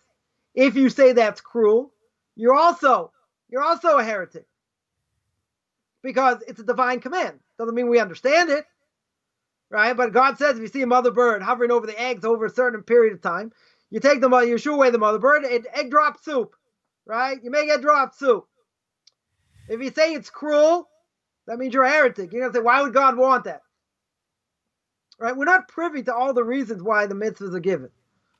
A lot of things we don't understand. 80% of the Torah we don't understand. Doesn't matter. You still have an obligation to keep it. Right? So, so when it comes to Pinchas, people say, he's a vigilante. But he made the covenant of peace. Why did he make the covenant of peace? So it's the same thing. The beginning of the book of Leviticus it's all about sacrifices. Speaks about sacrifices. Now, when it speaks about sacrifices, one of the things that it says over there is that when the smoke goes up, it's enjoyable. It's an enjoyable aroma to God. So what do you think? God's got a big schnoz? And he's like, a steak, barbecue, right? He's loving the smell, right? Or as they would say in South Africa, the bride. He's enjoying the bride. Unbelievable. God's got a big schnoz? That's what you're thinking? Comes along Rashi over there. Rashi says an amazing thing. Rashi over there says, why is it pleasant? Why is it called a reach nichoach? It's pleasant because it gives God nachas, gives God enjoyment. Why does it give God enjoyment? Because you just made a steak or whatever, or sorry, you took an animal and the fire's going up and all that. Why is that so pleasing? Because you did what God said. People don't understand sacrifices in general. They're gonna say, "Oh, what do you think? The temple's gonna be rebuilt? We're gonna go back to sacrifice? Like, come on! Like, what are you, square?" All the leftists, if they survive, they'll be the ones to stop you bringing sacrifices, right? That's what they'll do. All the PETA activists say, you ain't doing anything to that animal. Fifi has a right to live, right? We're not interested in shish kebabs. Crazy, right? If God says this is what I want, again, is the Torah true or not? When we speak about sacrifices in general, what's a sacrifice called in Hebrew? What does the Torah call it? A korban. What's the root of the word korban? Kuf reish beis. What does the word kuf reish bei mean? It means to draw close. Likarev. Kiruv means to draw close. When you bring an animal to be sacrificed, you're drawing yourself closer to God. You say, what are you talking about? And blood going all over the place, Kohen, flaying the animal, this, that. Part of it goes to you, part of it goes to the Kohen, depends what sacrifice, all these different things. But imagine a person brought a sacrifice as a sin offering. Now, when I went to see cows be killed when I was in South America, so I thought for sure it'd make me into a vegetarian. Thank God I got over it, right? But I tried to imagine if I ever had to bring, a sin offering to the temple. So I had a certain job there, and one of the animals that was killed, I saw from beginning to end, right? I saw them hold the animal down. I saw the ritual slaughter come in. I'm not going to go into the gory details. I saw it till the end when they cut it up, and they salted the animal. So comes on the Vilna Gaon. I mentioned the Vilna Gaon before, famous Rabbi of Rav Chaim of Volozhin. Right, the Vilna Gaon more than 250 years ago said one of the things he wanted to see in his lifetime before he died was what someone looked like before and after they brought a sacrifice. Now, why did he want to see that? Because if that sacrifice was you, now again, animals were allowed to use. There's a command. God says, bring this animal up. Pigeon, cow, sheep, whatever it is. Bring this animal up for whatever the sacrifice is. So God's telling you, do it. So if you had to bring an animal for a sin offering, now you have to remember you have to come to the temple. It's a whole, you can't just put it in your in your truck and just drive down. This is like a 2-week journey, right? Or a week or whatever. Not only that, it's going to cost you money. It's going to cost you big money. So you go in there, you bring the animal. So you can't work at home, right? You can't do things virtually, right? So So it's like 2 weeks to 3 weeks out of a month, you have to bring the sacrifice. So now, finally, bring the sacrifice, give it to the Kohen, and the Kohen kills the animal, and that animal should have been you. So now all the PETA activists are jumping up and down. They're yelling and screaming. They're saying, this cow deserved nothing. This cow was innocent. You're right. The cow was innocent, but now it's being used for a mitzvah. What's the mitzvah it's being used for? It's being used to atone for the sin this person did. So that being the case, if a person saw this animal die, right? If you saw this animal die and it should have been you, says the Vilna Gaon, a person can, unless their heart is hard as a rock, they cannot be the same person. Because if you've seen the animal die and shake and whatever, and its last shake, and then it's like dies, unless your heart is hard as a rock, how in the world could you be the same? You'd be the same person afterwards. Right? That's what the Vilna Gaon said. Yeah, question. Well, I think, Rabbi, that's the key point is we're so disconnected from such things today. I mean, I don't know about, you probably see more of it over there in the Middle East, but over here in the West specifically, I mean, many people have never been near a farm or a butcher, even a butcher shop. It's already in the supermarket. Yeah, it's in the supermarket. It's already prepared. I mean, I spent a decade in the Canadian prairies, the Midwest, and I met some cattle farmers, and they know what it's like. What has to, it's not an easy thing to slaughter an animal for some people. But then again, too, there's a share of hunters out here as well that are sport, and they're missing the whole point if they're just doing it for sport. It's actually vicious. But you have to understand what it means when I speak, before Tisha B'Av in the 3 weeks, about the fast of the 9th of Av. We don't know what it means not to have a temple. We don't know what it means not to have God's presence. We don't know what it means that fire came from heaven and sucked this thing dry. We don't understand that the blood, is a good place for a stick up. I mean, the place must have stunk, but the blood went in the ground, right? Disappeared in the stone. Miracles, many, many miracles. We're thousands of years removed. So people with puny brains are going to say, what? You think we're going to go to that antiquated style? Well, prayer took over because we don't have sacrifices.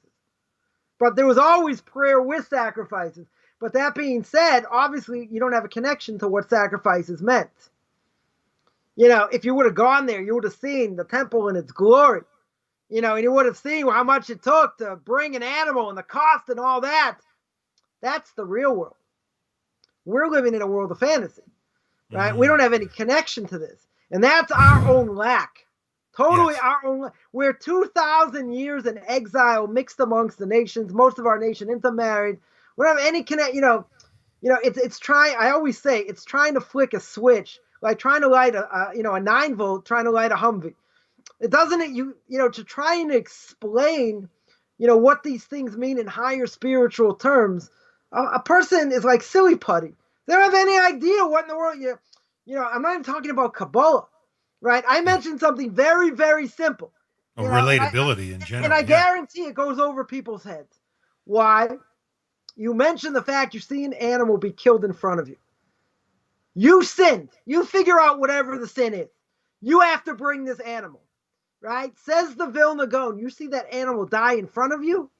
If you were there, you'd be shaking in your boots. Why? Because no one wants to die. Fame! Right? Nobody wants to die. Nobody wants to die. And if that's what's supposed to be, and that was supposed to be you, how in the world can't you be the same? There's no possible way, says the Vilna Gaon, unless the person is holding absolutely nowhere. But you explain that you explain what sacrifices are to people who've never seen it, right? Explain, to Stevie Wonder what a great landscape looks like. You're not going to have any idea, right? No offense, Stevie Wonder. Yeah, we are the world. Now, someone who's blind. How can you explain to them what it is? You can't. You can explain it. Oh, this is what it looks like. This is what, whatever. Okay, can feel it, can touch it, whatever. But how are you going to explain to them what a sunset is?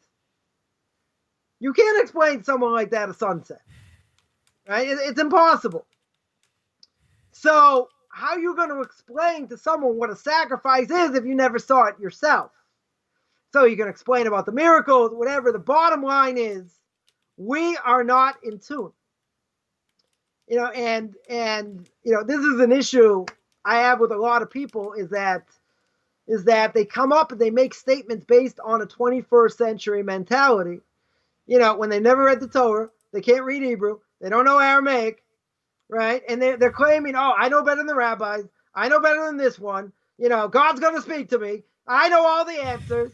You've been learning for 24 years, 25 years. You don't know anything. You don't live in this world, and all that. Well, I have an issue with that. I have an issue because you're not in tune. If you'd be in tune, I'm not saying there aren't questions. There are a lot of legitimate questions, right? But you have to be willing to accept an answer, right? If and I think this is barbaric. And I think, well, God, do you believe in God? Yes. Do you believe in He wrote the Torah? Yes. Then why are we allowed to use animals? Why are there animal sacrifices? Well, that was a big mistake, right? In your eyes, it's cruel. You can't say it's cruel because God wrote the Torah, right? There's an inherent contradiction, right? If I believe the Torah is true, then it means I don't understand why this is the case. And again, that's legitimate.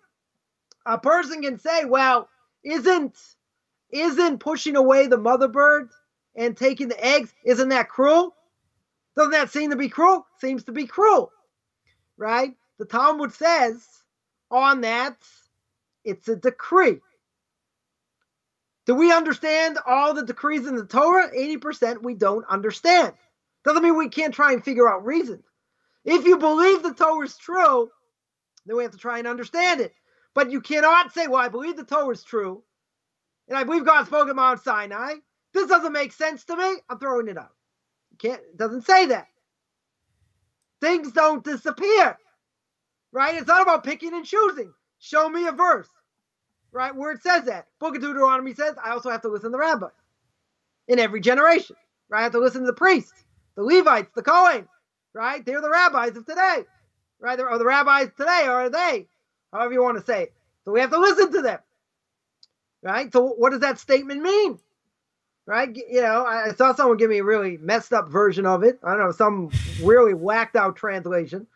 Not that, not that I've seen so many different translations, but if you know what the Hebrew means, that translation's out the window. Totally out the window. Right? It means you have to listen to what they say. If they say left is right, right is left. Right? I see these messianics all the time. They say you're not allowed to add and subtract. That's what the rabbis do. All right? I've spoken about that a lot. You don't get it, you don't get it. Right? So, when it comes to these things, I'm not saying a person can't question, right? You read Parshas Korach, that's your obvious question. How could he be so jealous? How could jealous absolutely kill a person? Simple explanation is with all the miracles he saw, everything he went through, simple explanation is he was jealous. He got overcome by jealousy. He forgot about everything that God did. He forgot about everything God did, right? The same story with Achav, King Achav. Mentioned this story before, right? God comes to him. He wants him to repent. He wants him to do tshuva. He says, listen, you, me, and King David are going to go in paradise. We're going to take a stroll. He's not hallucinating. He said, okay, who goes first? God says King David's like, no, I'm not interested. God and King David are going to stroll with you in paradise. Maybe they'll let you jump rope. I don't know. They'll let you jump rope. They're going to go hand in hand with you in paradise in the Garden of Egypt. And you idiot, absolute moron, you're thinking who goes first? That means his soul was so corrupted that even God came to him and didn't help. But God wanted him to repent. So we look at things in the Torah, people think, I don't want to say it, but I'll say it anyway. They're childish. They're looking at it from a child's perspective. They think they know more. They think they know more than God, and they think, oh, this is cruel. This is this. But okay, if someone said something stupid when I was in camp, we would say, learn the rules, play the game, practice. We wouldn't outwardly say you're stupid, but that was what the statement would be. So people make all kinds of statements. They haven't read the material. They've never learned, right? They have no idea what the Torah stands for because they think they know better than everybody else. Okay. But you're not going to get anywhere, because then you're going to end up picking and choosing. You're going to end up according to whatever your explanation is. You don't want to hold to the rabbis. Okay. You can do that. You're not going to be able to translate the Bible in any which way, because the rabbis put vowels in. So you have to hold according to the rabbis for something. Or just admit you pick and choose. And if you admit you pick and choose, good. So if, back to our topic here, if we do what we're supposed to do, right, then if a person keeps Torah mitzvahs that are desired by God, people are going to say, how great is the person? Happy is the person Father taught him Torah. Happy is the Rebbe that taught him Torah. Now, if someone does the right thing, people are going to want to follow in their footsteps. They're going to want to go in the right path. Not only that, he sanctifies God's name. Sanctifying God's name, is a huge thing, because it's catchy, right? It's something that somebody wants to do because they see someone else doing it, right? Also, I want to mention one other thing about doing mitzvahs properly. Person does mitzvah properly, it means we beautify the mitzvah. In other words, person has a prayer shawl, should have a nice one. Person has a lulav, right? It should be a nice one. Right? Again, doesn't have to break the bank, but it certainly should be nice. It has a shofar, it's an esrog, whatever mitzvah they do, you have to do obviously within your means, no question about it, right? But at the same time, we don't skimp, right? We don't, a sukkah can be built by anything, right? You don't need expensive equipment, right, to build a sukkah, right? All you need is 3 walls. They can be brick walls, they can be wooden walls. You got to have a piece of wood on the top. You put branches on top of that. That's it. It's not going to cost you a lot. Your 4 species, okay, 2 of them may cost you, right? A person can buy an esrog, what I call lemon on steroids. It could cost you $100 if you want a really nice one, right? It costs you $75, $100. Some cost more because they're beautiful. There are no blemishes, right? There are no scratches. There's not, again, everyone within their means, right? But imagine a person's got, my 8-year-old son. Or my 9 should say better. My 9-year-old son. I went with my 9-year-old son and two of my grandkids, and I went to pick out a few days before Sukkot. Went to pick out at least 3 out of the 4 species, because one you're only going to get a few days before the willows, because they dry out pretty quick. So, anyways, I went before a lot of people got there, so it was great. I had I had my own pick. There weren't too many people there, etc. So my son says, hey, these look pretty good. Take a look at this. I take a look at one esrog. Beautiful. Absolutely beautiful. I pick up the other one. I'm like, wow, this is great. So, then I picked out a couple lulavs and some myrtle leaves. So anyway, there was somebody there, someone there checking them. And finding a good esrog can take a while. I'm not so particular, but, people are, some people are more particular than others. These were absolutely beautiful. So I said, okay, these are good enough. Absolutely beautiful. I took to someone to check. He's like, wow, these are beautiful. So I said, well, which one's better? He said, depends on your taste. It depends what you like better. But he said, these are totally unblemished. Absolutely beautiful. He said, where'd you find them? I said, oh, my son just picked them up over here. Just picked them out of nothing. He's like, oh, these look pretty good. Usually I have to go through a whole lot to see, to find, that they're very clean or whatever. And so comes Sukkot. You don't shake the lulav on Shabbos. First night of Sukkot was on Shabbos. So the second day of Sukkot for everybody, right? Go to synagogue, and different parts of the service are shaking it. And I'm sitting there with this beautiful esrog. I mean, it was unbelievable. So, I didn't pay through the nose. These were all discounted anyway, right? But again, you also feel different when you take something that's nice and it's not what I'll call schlocky. It's not like a person can also get a kosher esrog for like $10. It can be even, whatever, you can use it. What people do is, let's say if they have like a lot of boys, they have to shake the lulav. So they'll buy them sets that are very cheap that are, kosher to make the blessing, but other people necessarily shouldn't use them because, okay, it's just for educational purposes. You're not going to spend, thousands of dollars on this or whatever, but, for you yourself, okay, everything within reason, it has to be beautiful. And I got home that day. I was in and out in 20 minutes. Sure. I was in and out in 20 minutes. Usually, it's packed. Usually takes at least a half an hour, 40 minutes, an hour, something like that. I happened to go when nobody was there, right? But within the first 5 minutes, I found these beautiful esrog, like unbelievable. So when you have something that's it's beautiful, a kiddush cup, an esrog, a shofar, whatever it is, when you're making the blessing, and you're serving God. We're gonna read next week. See, everything comes back to Genesis. We're gonna read the story of Cain and Abel. Right? Abel brings an animal sacrifice. God sucks it up, and everyone understands it's a good thing. And Cain brings a bunch of dandelions. Right? He brought flax. He also understood he had to bring a sacrifice. So God didn't accept it. So God's trying to cajole him, trying to bring him back to tshuva. And you see there is repentance even by a non-Jew. Right? We see that by Cain. And God says, why are you so crestfallen and all this? He's like, just bring a better sacrifice. But you have to understand, Cain understood that, he should bring a sacrifice. But God's going to say, wow, that's beautiful. You brought me dandelion, right? If a 3-year-old picks a bunch of dandelions, picks a weed, puts it in a cup, and he says, Mom, this is for you. What's the mother going to do? She put water in it, put it by the lights. Oh, that's so beautiful. You brought dandelions to God?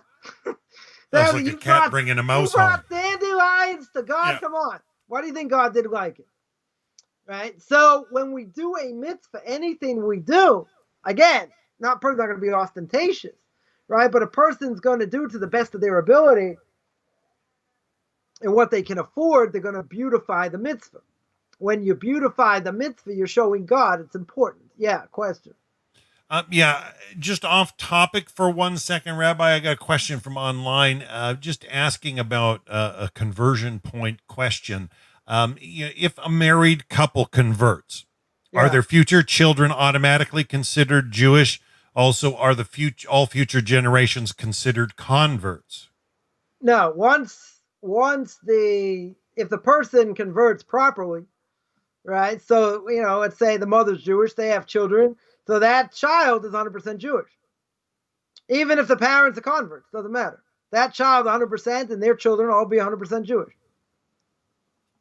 I mean, they may be looked at as the son, children of converts. Not necessarily a few generations later, no issue. But whatever. But that doesn't really matter because they're 100% going to be full-fledged Jews. So I hope that answers your question out there, Benjamin. Feel free to ask the questions. I just want to let the rabbi do what he does best. He's got usually study in mind, but no question, an honest question for the rabbi. Always give the best. Clean, right? Yeah. Right. So we mentioned as well, person does the right thing, we sanctify God's name. Person does the wrong thing, we disgrace ourselves, and we disgrace the Jewish people. Now it could be a secular Jew. Could be a religious Jew. All Jews, I mentioned many times, we're all intertwined. We don't say that by the Italians. We don't say by the Polish. We say, Polish person does something wrong. We say, we're going to burn down Poland. No, if a Jew does something wrong, they say, hell with the Jews.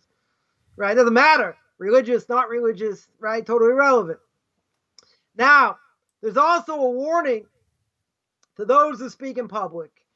Right? It's brought down that if you're giving rebuke on others, right, telling them they need to do the right thing or whatever the case is, right, where people will say, if a person's giving a rebuke and he's doing it in the right way, even though we don't necessarily know how to give rebuke today, but if he's doing it in the right way, then people are going to say, wow, he's trying to bring the masses back. He's trying to help them, right? He's trying to help them be stringent in their actions. So what are they going to say? What a great speaker. Right? He upholds what he says. And this will allow rebuke to be heard. The only problem is somebody speaks and everyone's going to try and knock him down. Everyone's going to try and say all the negative things, right? Not the good things. And, it's a tragedy where, so there are a number of things here. One is that a person for many years can do the right thing, can slip up one mistake, and that's it. Right? They're totally finished. You see it in sports, you see it by commentators, all the time. Anyone remembers, Jimmy the Greek, right? Made a comment. He was on the CBS show, for football. That's it. One comment, out. Howard Cosell, Monday Night Football, got knocked off. Right? People make comments. They could have 30-year career, 35-year career. If it's not politically correct, or God forbid, even if it's racist, right? I'm not saying that, if it's racist, we just wash it, we whitewash it, right? Someone could lose their career overnight. So someone, could have, could be a great speaker, rebuke people. Someone could frame him, say things, whatever, and a person get destroyed, right? But, if a person's doing good things, it doesn't matter what other people say, right? They're relevant, what other people say. But the point is that if he's giving rebuke and people are going to listen and people are going to be stringent in their actions to try and be better people, they're going to say, what a great person this is, right? They're going to say, what a great rabbi this is. He's giving rebuke. He's helping people. So says the Talmud. Talmud tells us, Kiddushin 40a. What does the Talmud say? It says, who's considered a righteous person, right? Who's considered, a righteous person who is not good. Right? So you might ask the obvious question, if he's righteous, how can he not be good? Right? In other words, Talmud says he's good to heaven and bad to mankind. Now, how can it be if he's bad to mankind, he's not righteous? Can't be righteous. Right? So what a person has to worry about is that a person has to do things for the sake of heaven. Right? For the sake of the community, for their benefit, right? This is because, people are going to get enjoyment for their actions, which is going to be held in esteem in their eyes. Meaning that a person's not going to do something just to be patted on the back, right? What's the greatest level of charity a person can give? Where the person doesn't know where it came from. That's right. No accolades, no plaques, none. Right? Nothing. You're not getting any benefit from it. So a person's got an obligation to worry about others. And when a person worries about others, the accolades will come, right? People will get enjoyment and they'll be held in high esteem. Not because he's looking for that. Not because, it's all about money and prestige and all that. It's going to come. Why? Because the person deserves it. Because look at all the great things that they do. Look at the concern for others, right? Tremendous thing. Now, if someone opposite, right? Because I'm sure you bring me the opposite case, right? Someone who does not take on the yoke of the community. He may be righteous. He may 100% righteous, but he's not good. Why isn't he good? Because he might follow God, and he might do everything that God says, but he's not good to his fellow men. Now, that needs a little bit of explaining, because the reality is a person cannot hide in their own quarters. A person has an obligation where they can to certainly take on the yoke and help others. Now, if a person is a true rabbinic scholar and a person is really, truly righteous, then he has to take in what other people do and try and help them in any which way. Again, some people do it more, some people do it less, right? But that's one of the character traits of being a Jew. One of the character traits we are gomlei chasadim. We do acts of loving kindness. We're baishanim, rachmanim, and gomlei chasadim. We get embarrassed easily, baishanim. We have compassion for others, and we do chesed. We do acts of loving kindness. Now, if you've ever been to an Orthodox community, every Orthodox community, I think I mentioned this last week, they have what we call gamachim. What are gamachim? Called gimilus chesed, where people, lend out things for free, right? Whether it's by money, lawnmower. Let's say, your backyard looks like a jungle. You need a lawnmower. You don't have a lawnmower. Someone might have a lawnmower to borrow. Sending faxes.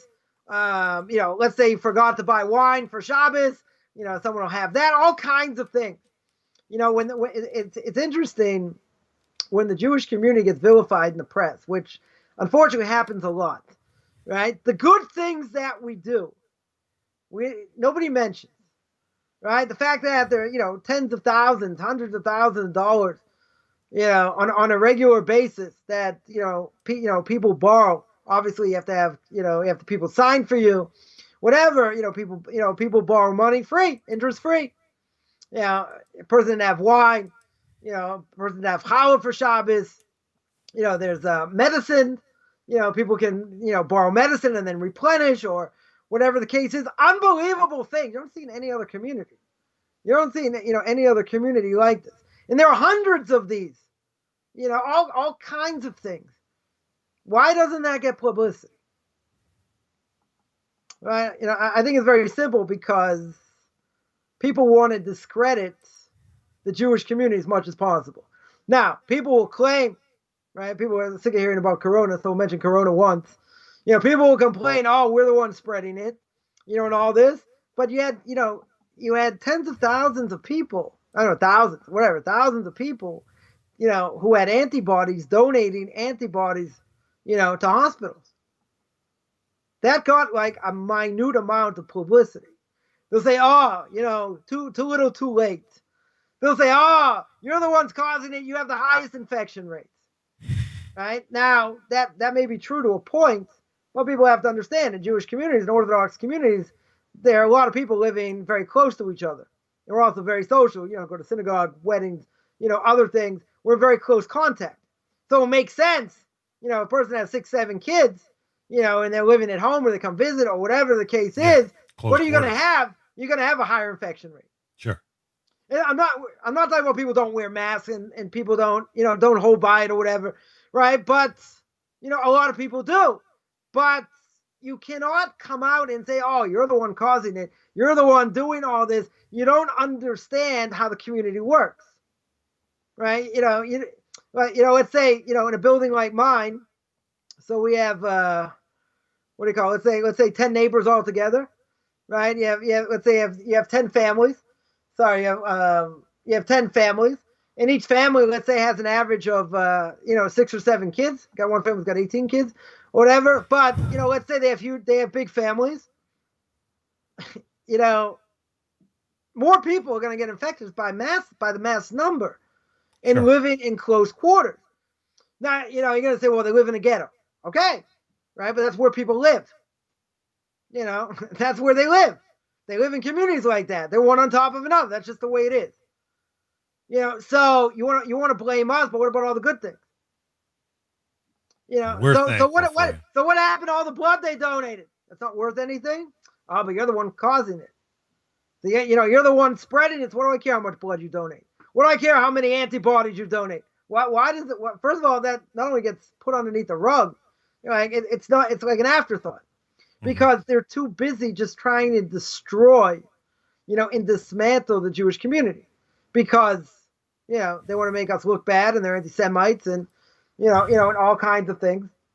And, again, part of it, I will agree, I'm not going to push this under the carpet here. Part of it is people not holding by the protocol, right? If they were held by the protocol, the numbers would be less, right? It doesn't matter. It doesn't matter how close people live together. But if they would do what the protocol is, whether you hold by masks, you don't hold by masks, there'll be less infections, right? If you don't, it can go haywire. It can go haywire very quickly, right? It can go haywire because, people are so close together. But, what about protests? They don't complain about that. 10,000 people to protest, no mask, no social distancing, that's okay. But, that's okay, and we should shut down the synagogue. Well, that's total discrimination, right? 100% discrimination. So, again, do we have to do what we have to do? 100%, right? We have to do what the Ministry of Health says. And, unfortunately, a lot of people are not doing that. So what are the results? More people are getting it. Definitely more people are getting it. I know people, friends of mine that were very strict or whatever, and they also got it. Wow. So, So you can say, well, it doesn't matter how strict I am, I can still get it anyway. True. But again, if anyone wants this pandemic to go away, all things being equal, you got to put your best foot forward. And putting your best foot forward is you got a social distance, whether you hold a mask or not or whatever. That's what you got to do. Otherwise, until there is until there's a vaccine, right? You want to keep it at bay. You don't want it to spread like wildfire. Nobody wants that. Nobody wants to be shut down. No, be wise. Right? But if you don't do what you're supposed to do, you don't put your best foot forward, that's going to happen. Now, again, we're our own worst enemy. So you see a lot of people not wearing masks, right? Right. What about it? What about the rest of the world? We're only 1/1000 of the world's population. So you're going to say, yeah, but you have higher infection rates. Okay, let's go back. Let's go back and understand where the Jewish community is, where the Orthodox communities are, and how everyone's on top of each other, and there's a ghetto, whatever. Okay, that's all true. That's why it's more infectious, because we're much more social, we're much more on top of each other. You don't have to like it, right? I don't care if you like it or not. That's the reality, right? It's not just, oh, we're infecting everybody. There's a reason why there are more people in the community, get infected. But at the end of the day, again, I don't want to harp on this, but at the end of the day, if we would really do what we're supposed to do, it should be less. But no one could, why aren't other people called out? Why are we the only ones? Why are we the only ones called out? You can have a rally. You can have a presidential rally. Nobody cares about that. No social distancing, right? You can have riots. No social distancing. No masks. Okay, riots are bad. We understand that, right? But why are we worse? Why are what we do worse than they're pillaging and plummeting, and stealing? I don't care what they went through. I don't care how they grew up. I don't care what's going on the last 200 years in America. They're liable. And if you're a non-Jew, you're liable for a death penalty for stealing. God doesn't care why you did it, right? You're 100% liable. It's irrelevant, right? Totally irrelevant. You don't know. You're not allowed to steal. No, you don't understand. This is what they did. They stole our thing. God's going to say, I don't care. Stealing's forbidden. Well, two wrongs don't make a right. No. Right? So there's something else going on. You're going to say, wow, before the Messiah comes, everything has to get worse before it gets better. True? That's also true, but it also means we're not doing enough what we should be. And we mentioned before, right? Why do I mention all this? Because I want to speak about Corona? No, I'm sick about Corona, right? And everyone else is also. But the idea is if we do what we're supposed to do, then we're a light into the nations. Then people say, thank God his Rabbi taught him Torah. Thank God his father taught him Torah, right? That's the message. That's the sanctification of God's name we want. Yes. But if you do something negative, it doesn't matter who does it.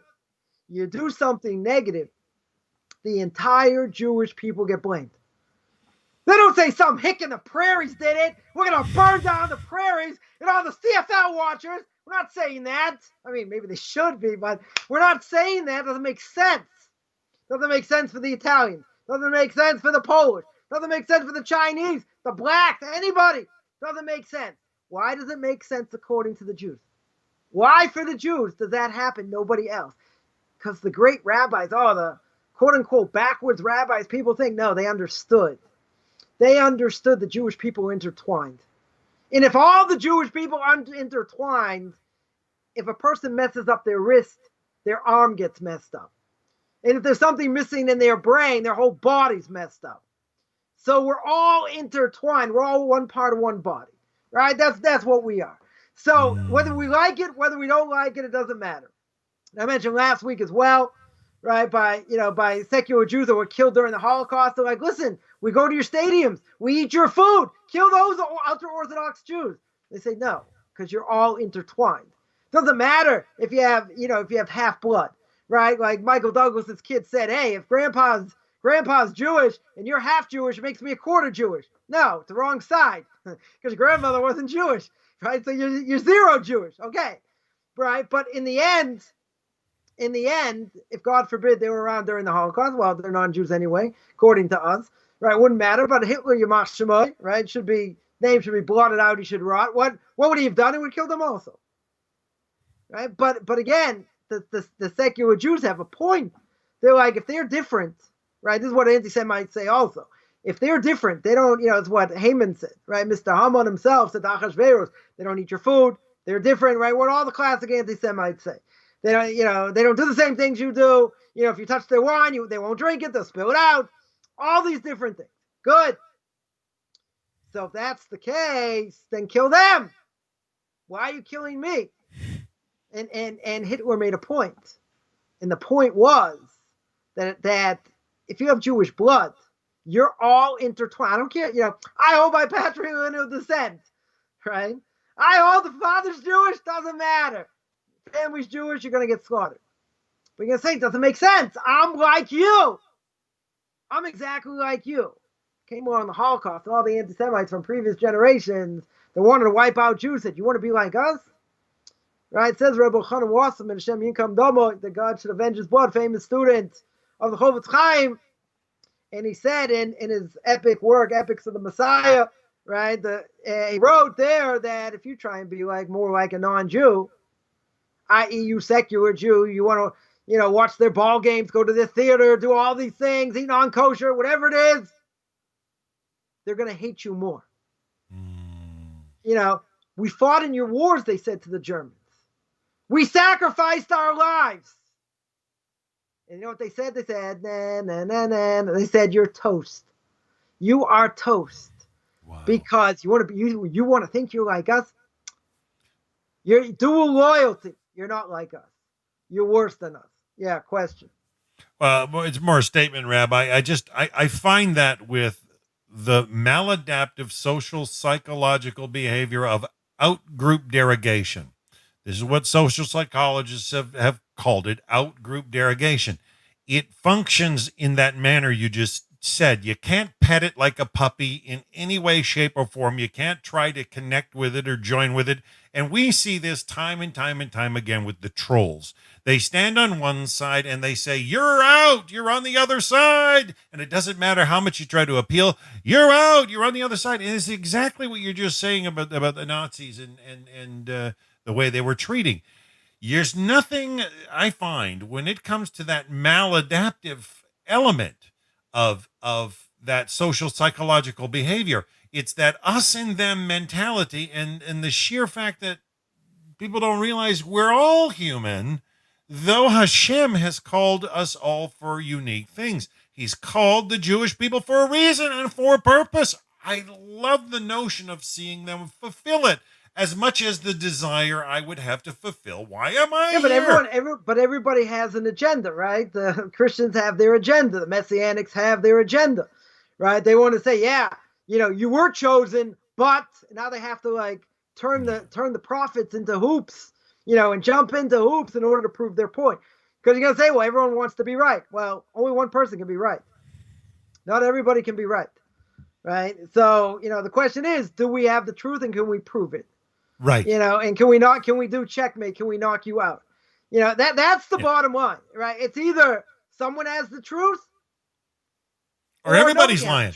Or not everybody can have the truth, right? And stand on different sides. As long as whatever book you profess to say that's the truth, if you find holes in it and you find mistakes, it can't be the truth. You find contradictions, it can't be the truth. Right? So you have to analyze. You have to analyze the Quran. You have to analyze, the New Testament. You have to analyze the Torah. You have to analyze all these other religions, whatever they are. And you have to see if they hold the test of time, if they make sense, and if there are no mistakes. And if there are mistakes, any mistakes you find, even if God forbid you found a mistake in the Torah, it's over. Right? Then the Torah cannot be true.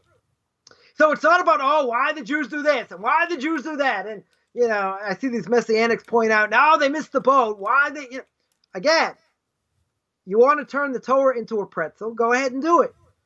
Right. And we're so picky. I saw someone post, the other day, these Orthodox Jews so picky in the detail, whatever, it's Messianic. And they're showing their sukkah in the background. I'm like, but you don't have to build a sukkah. You believe in JC. So what does the Torah have to do with anything?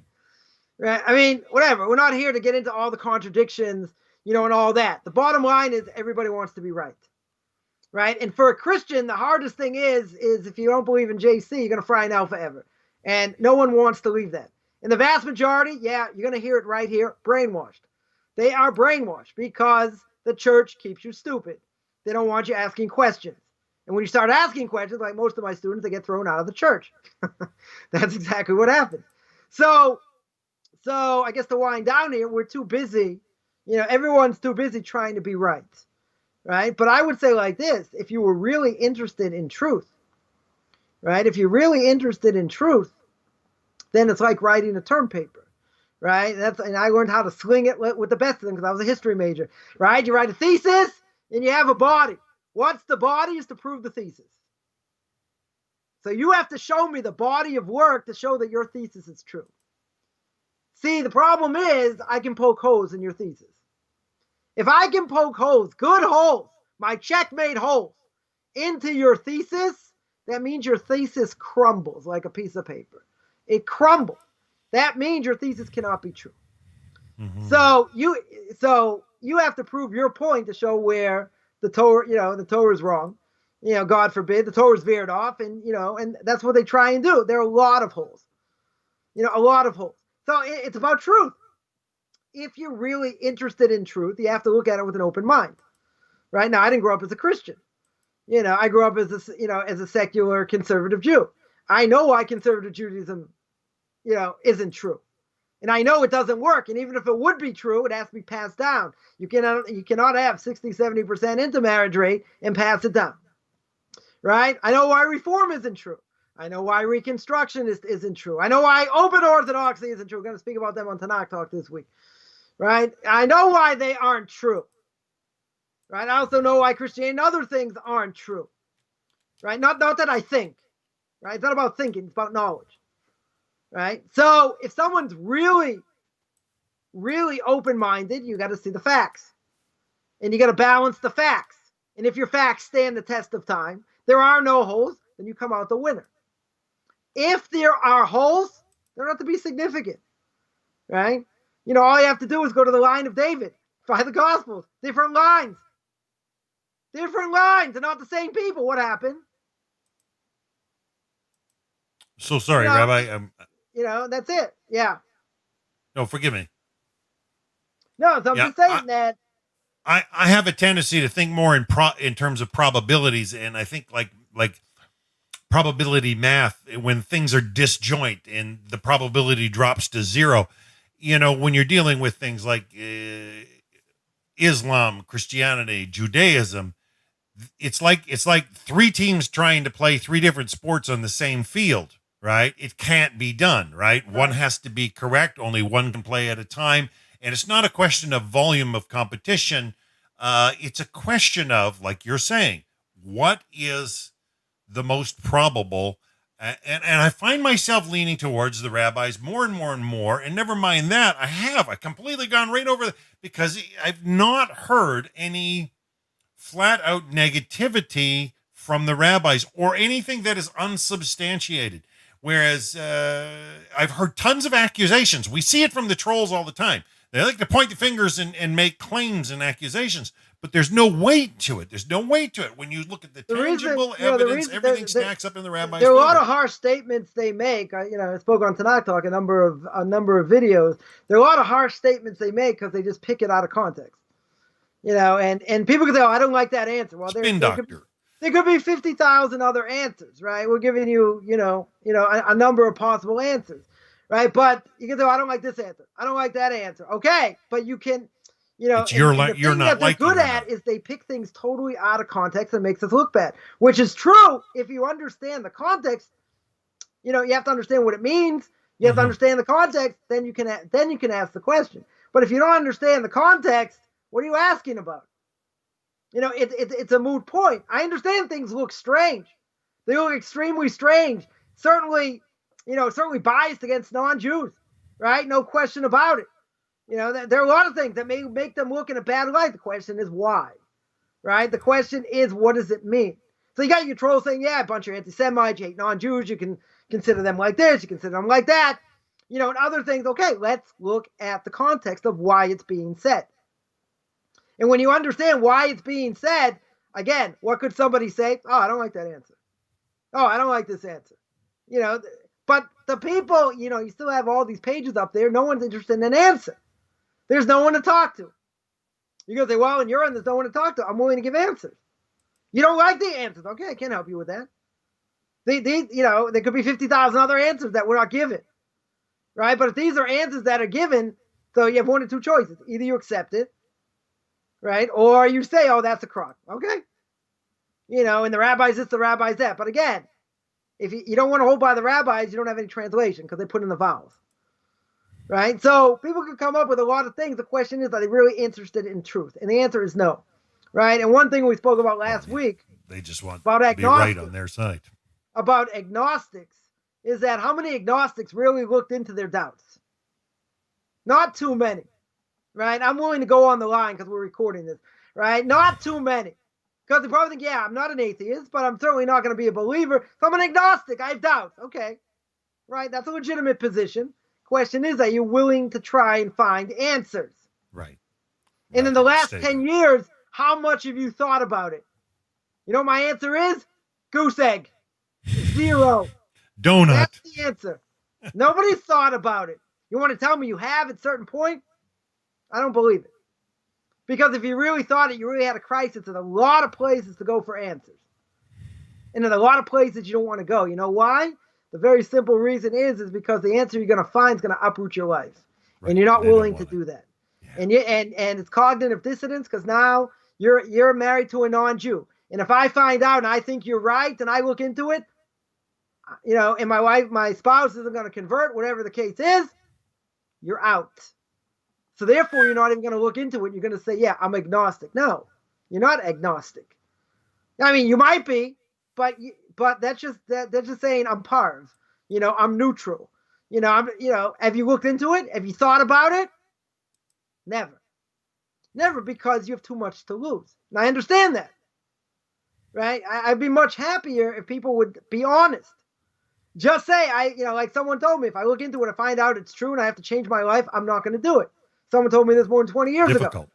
That person is honest, totally honest, right? But if you just admit I'm not honest, okay, then I'll have other issues with you. But you have to admit you're not honest, and I'd be much happier if people would say that. It says, I don't believe the rabbis this, I don't believe the rabbis that. Admit you pick and choose. Because you have to hold by the rabbis, at least for your translation, your crummy translation. You have to hold by the rabbis. You can't say I don't hold by the rabbis when you don't have vowels. You wouldn't know how to read it, like most Christians. Can't read Hebrew, right? You wouldn't know Hebrew upside down. So what are you commenting on? I don't pick and choose. Of course you pick and choose. I don't like this. I don't like this what the rabbi said. I don't like that. So what about the vowels? You can't have your cake and eat it. You want to debate, you have to debate on equal terms. You don't want to debate on equal terms? Okay, you're right. It's like apples and oranges. You're on different playing fields. You got skates in a hockey rink, and he's playing with high tops on a basketball court. What are you arguing about? You're right, it's a waste of time. In general, it's a waste of time. But people get, caught up in all this and, lose a lot of time, a lot of sleep, other things. It is a waste of time because you're not going to get anywhere. They're not interested. No. They are not interested in having their beliefs played with. They're just going to make you look bad, and you're going to give them an answer. No, I don't like that. No, I don't like this. No, I don't like that. So, all right, I gave you 10 answers. Pick one. They're going to say, no, I'm not going to pick any because I don't like any of them. So, okay, so you're not open-minded, which most people aren't. Wow. Well, Rabbi, I think you've really whet people's appetite here today, especially those. I think we are still getting many people just checking out what B'nai Noach is, what Noahide is, and what's the role and the connection with the rabbis. And I really would like for those out there that are listening to just understand that as B'nai Noach, we are just the people of the 70 nations of the rest of the world, and the Jewish people are the Jewish people. It's a question of what has Hashem asked of us, and He requires these the Sheva mitzvot, the seven commandments to Noah, and the rabbis are just clarifying. But it's the hardest thing if you come out of Christianity and you've been lied to by the priests and everybody else. Why should I listen to anyone else? That's a hard thing. I agree. I definitely agree. But I think most people have to take a deep breath, take a few steps back. And really, what they have to do is relearn everything they've been taught. Yeah. And drop the baggage. And that's a hard thing for a lot of people. I definitely do understand that, and nobody wants to hear it. But at the end of the day, that's what they have to do because everything they learned is messed up. And when you look at the Torah with commentary, right, with the rabbis, this, that, you look at the commentary with what the Torah, how it's explained, that's a whole different world. When you're looking at it without any explanation, of course it's chaos. Of course it doesn't make sense. In a lot of ways. right? But, the rabbis try and make sense of it. Well, Rabbi, I've been studying for a lot of years, and all I can say is even in this last couple of weeks, coming back to broadcasting, I've heard enough out of a few rabbis that I've had to say to myself, gee, I'm just not on the same level, but, I got to perk my ears up. This is just like fresh water. It's like beautiful. So I tell people what a good thing is that, what a good thing I do is I take people, I re-squeegee their brains. Squeeze it out first. You got to wring out all the old water. Wring out the bad, put in the good, and it's not an easy thing, to know what it means to think like a Jew or to think like a non-Jew, what my obligation is in this world. And what a person has to do if you want to be successful, in anything spiritual, you have to lay yourself down. You have to put your ego aside. And it's not an easy, I'm not saying it's easy by any stretch. You have to put your ego aside and you have to start from scratch. Because whatever you learned, I guarantee you can flush it down the toilet. Most of it, right? If not all of it, because you're coming from totally out of left field. Because we're the closest things to the truth that there is. Whether you like the rabbis, that's all we have.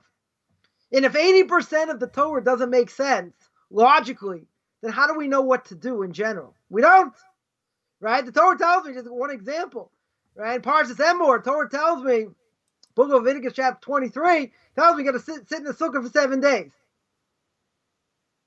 Be joyful in front of God. So let me ask you the $1 million question. What's a sukkah? What does it look like? Right. So you're going to tell me it's a teepee. Someone's going to tell me it's an igloo. Someone's going to tell me it's, I don't know, take a hammock and put a few things underneath it. But you have to sit in it. Don't you think there should be details, what it means? Right. Well, I would never argue with your rabbi, especially after hearing you come out with that checkmate maneuver last year with some messianics. All I can say is that it's there and it's given to, and when Hashem gives something to someone, you could covet it all you want, but try to steal something that Hashem has given to someone else. Have some fear of heaven. Have some reverence for what Almighty God has ordered and ordained. And I am just thankful the bottom line is God says, or as the Talmud tells us, if a person wants to go in the right direction, God's going to help them. Yes. You have to want it. Thankfully. You have to want to go in the right direction. If you don't want to go in the right direction, God doesn't stop you. Exactly. Right? So if a person wants absolute truth, that's how you get it. And that's how you find people say, wow, I've been looking for truth. And I said, God, just show me a sign. God, just put me someone in my path. And all of a sudden, you came out of nowhere. You sent me a Facebook request. I saw one of your videos, prophetic. Or people say, well, I'm going to hell anyway. So why am I listening to you? You're going to make it worse. Or whatever, God forbid, whatever the case is. Right? But in general, if people want the truth, God's going to help them find it. If they don't want the truth, okay. They can pick fantasy. Yeah. And sadly, eyes need to be opened, and a lot of them are groping about in darkness. And I am just thankful that light's beginning to shine out of Israel into all corners of the world.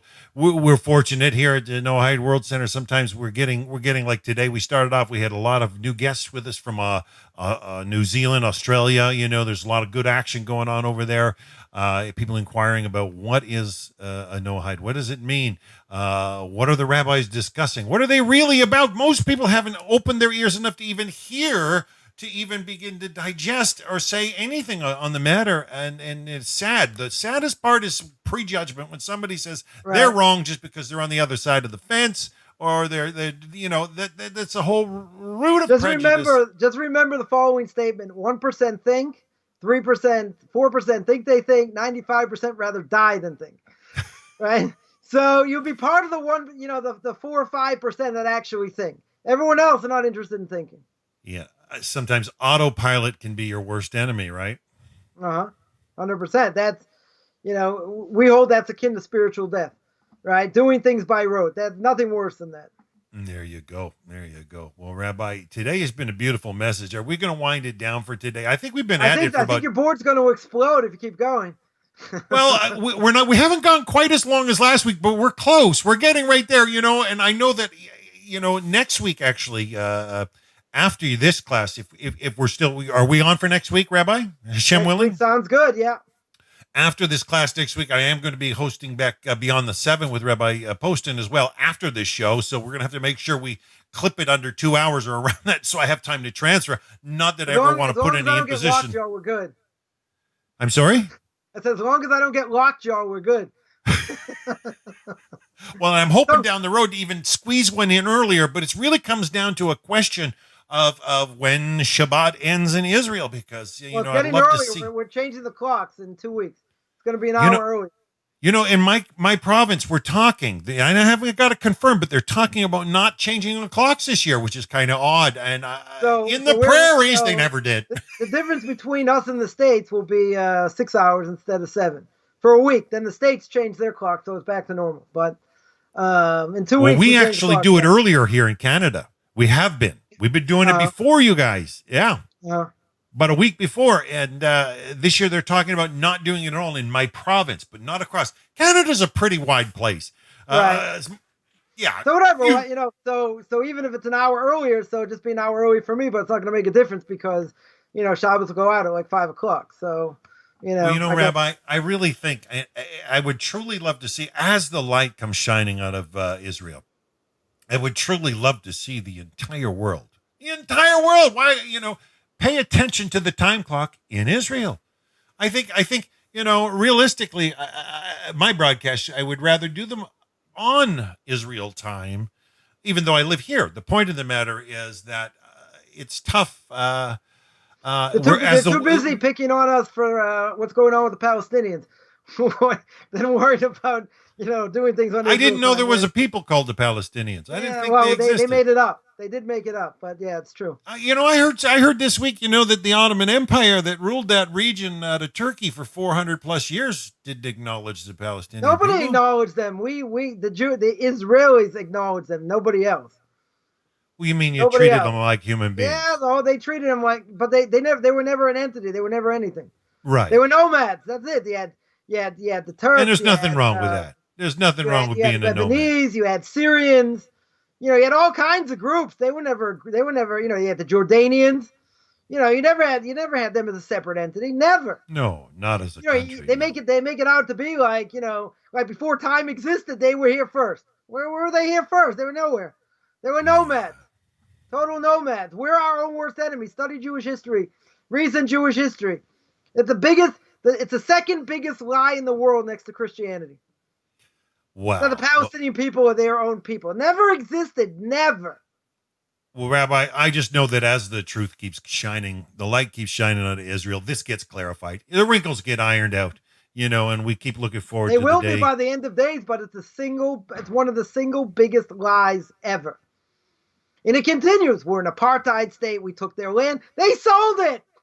What do you mean? We're going to say same thing about the Indians? Don't fly over here, trust me. Because they stole the land. They bought it. They were stupid enough to sell it. We killed them, okay. But they sold it. What do you want from us? They were swindled. Good. They were swindled. But we killed them. That's worse. That's 10 times worse. If they sold it with a legal document, what do you want from us? Why is that our fault? I'll do a little bit of history.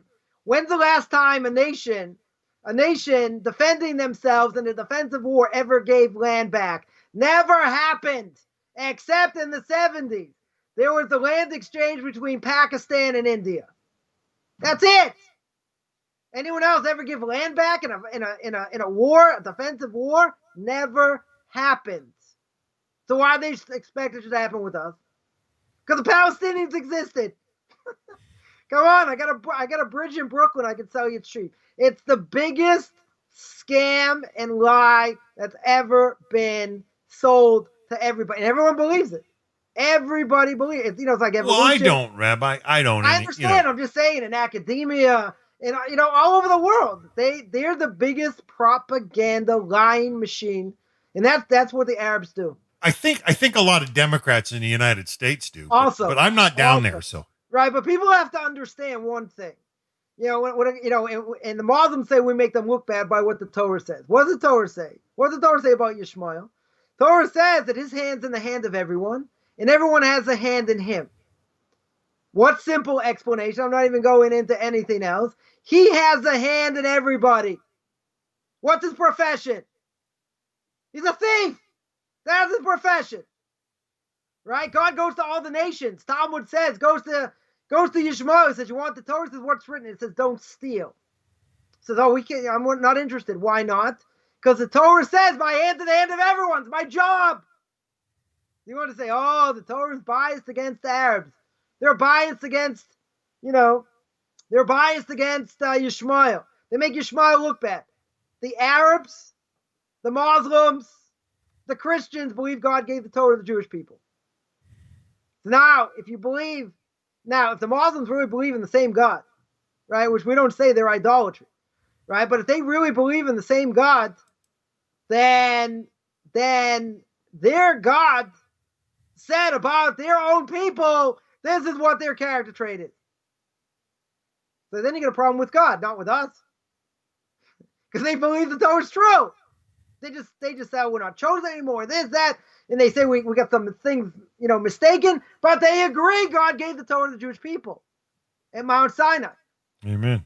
Right? So that being the case, that is their nature. I'm not saying they can't overcome it. Right? We all have different things in our nature that God gives us. But that's inherent in their nature. By Edom, by the Western world, they live by the sword. Right? We see that. Right? That's in their nature. Can they break it? They can break it. But it's inherent in who they are. If it's inherent in who they are, it's a much harder thing to break. But you can't claim that, we're saying these negative things. You believe the Torah is true or not? This is God speaking over here. Right? This is what he said. This is what the angel said. The angel of God. He didn't make it up. This is what the angel said.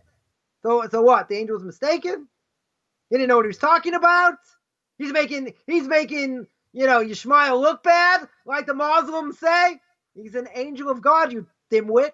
That's what he is. He's an angel of God. Angels don't lie. You know why they don't lie? Because they're programmed DNA.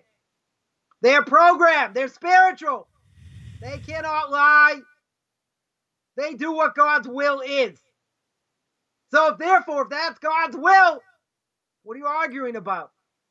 Again, there's nothing to do with Kabbalah. It's logic. It's logic inherent in the Torah. That's who they are, but it's not PC to say. Right? You got to say what? All Arabs steal?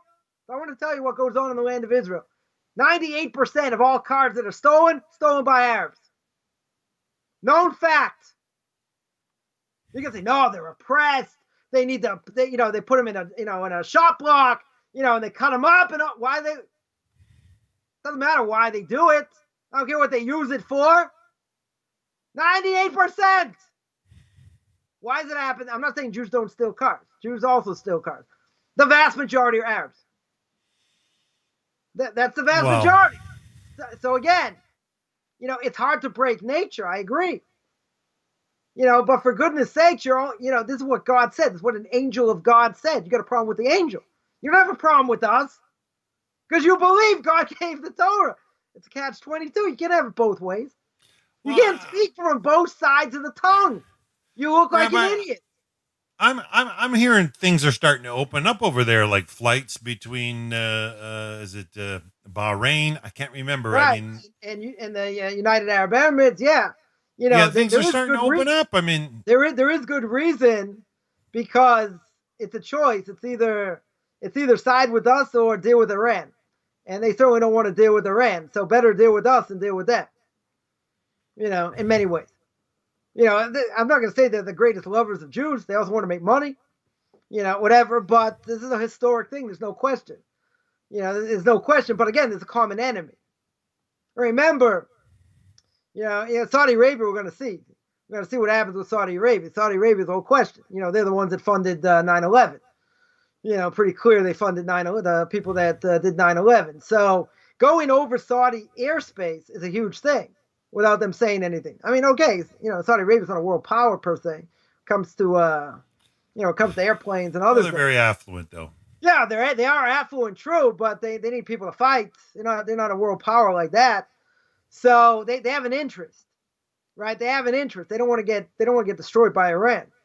They're not so far off from from them. So okay, so you deal with somebody you can deal with rather than be destroyed. Why is it happening now? It's very interesting. It's happening now, right? So who knows what's going to be in the future? But I think a lot of these, we know the Torah is going to be complete. Yeah, I think a lot of these, countries are going to come in line. I think they're going to fall in line.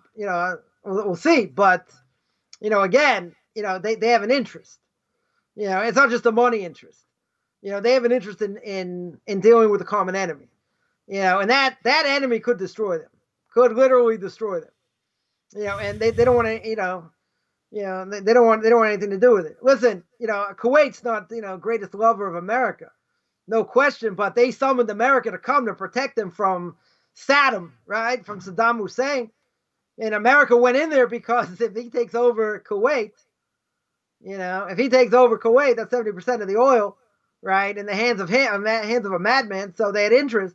They definitely had interest, but Kuwaitis not greatest lovers of America, no question about it. But they had a vested interest. They didn't want to get destroyed, even if they never found the weapons of mass destruction, right? They hunted, never found it. Okay, but still they they had a vested interest because you can't look at the oil embargo that happened years ago. That oil went up sky high and all that. They don't want. Oh, you mean in the 70s? Yeah, we were young. Nobody wants any of that. Certainly, nobody wants any of that. So therefore, do you remember the pumps? Do you remember the pumps shut down sure. here in the? Yeah. I remember the lines, whatever. I was a kid. I was a kid at the time. But in the end, nobody wants to go back to that, and nobody wants a madman controlling 70% of the world's oil. No question about it. So okay, so they had to make a choice, and they said, well, better we not get taken over than we'll have America come defend us. They're the common enemy. And, well, Rabbi, I think, I shouldn't be getting into too much politics on the No Hide World Center channel, but I appreciate listening to you. I appreciate everything you share. Am I okay to wind it down for today? Yeah, 100%. Well, we're nearing the 2.5 hour mark. It's always a joy to be with you. It's always a joy to hear you share the ethics of the Father, to hear Pirkei Avos.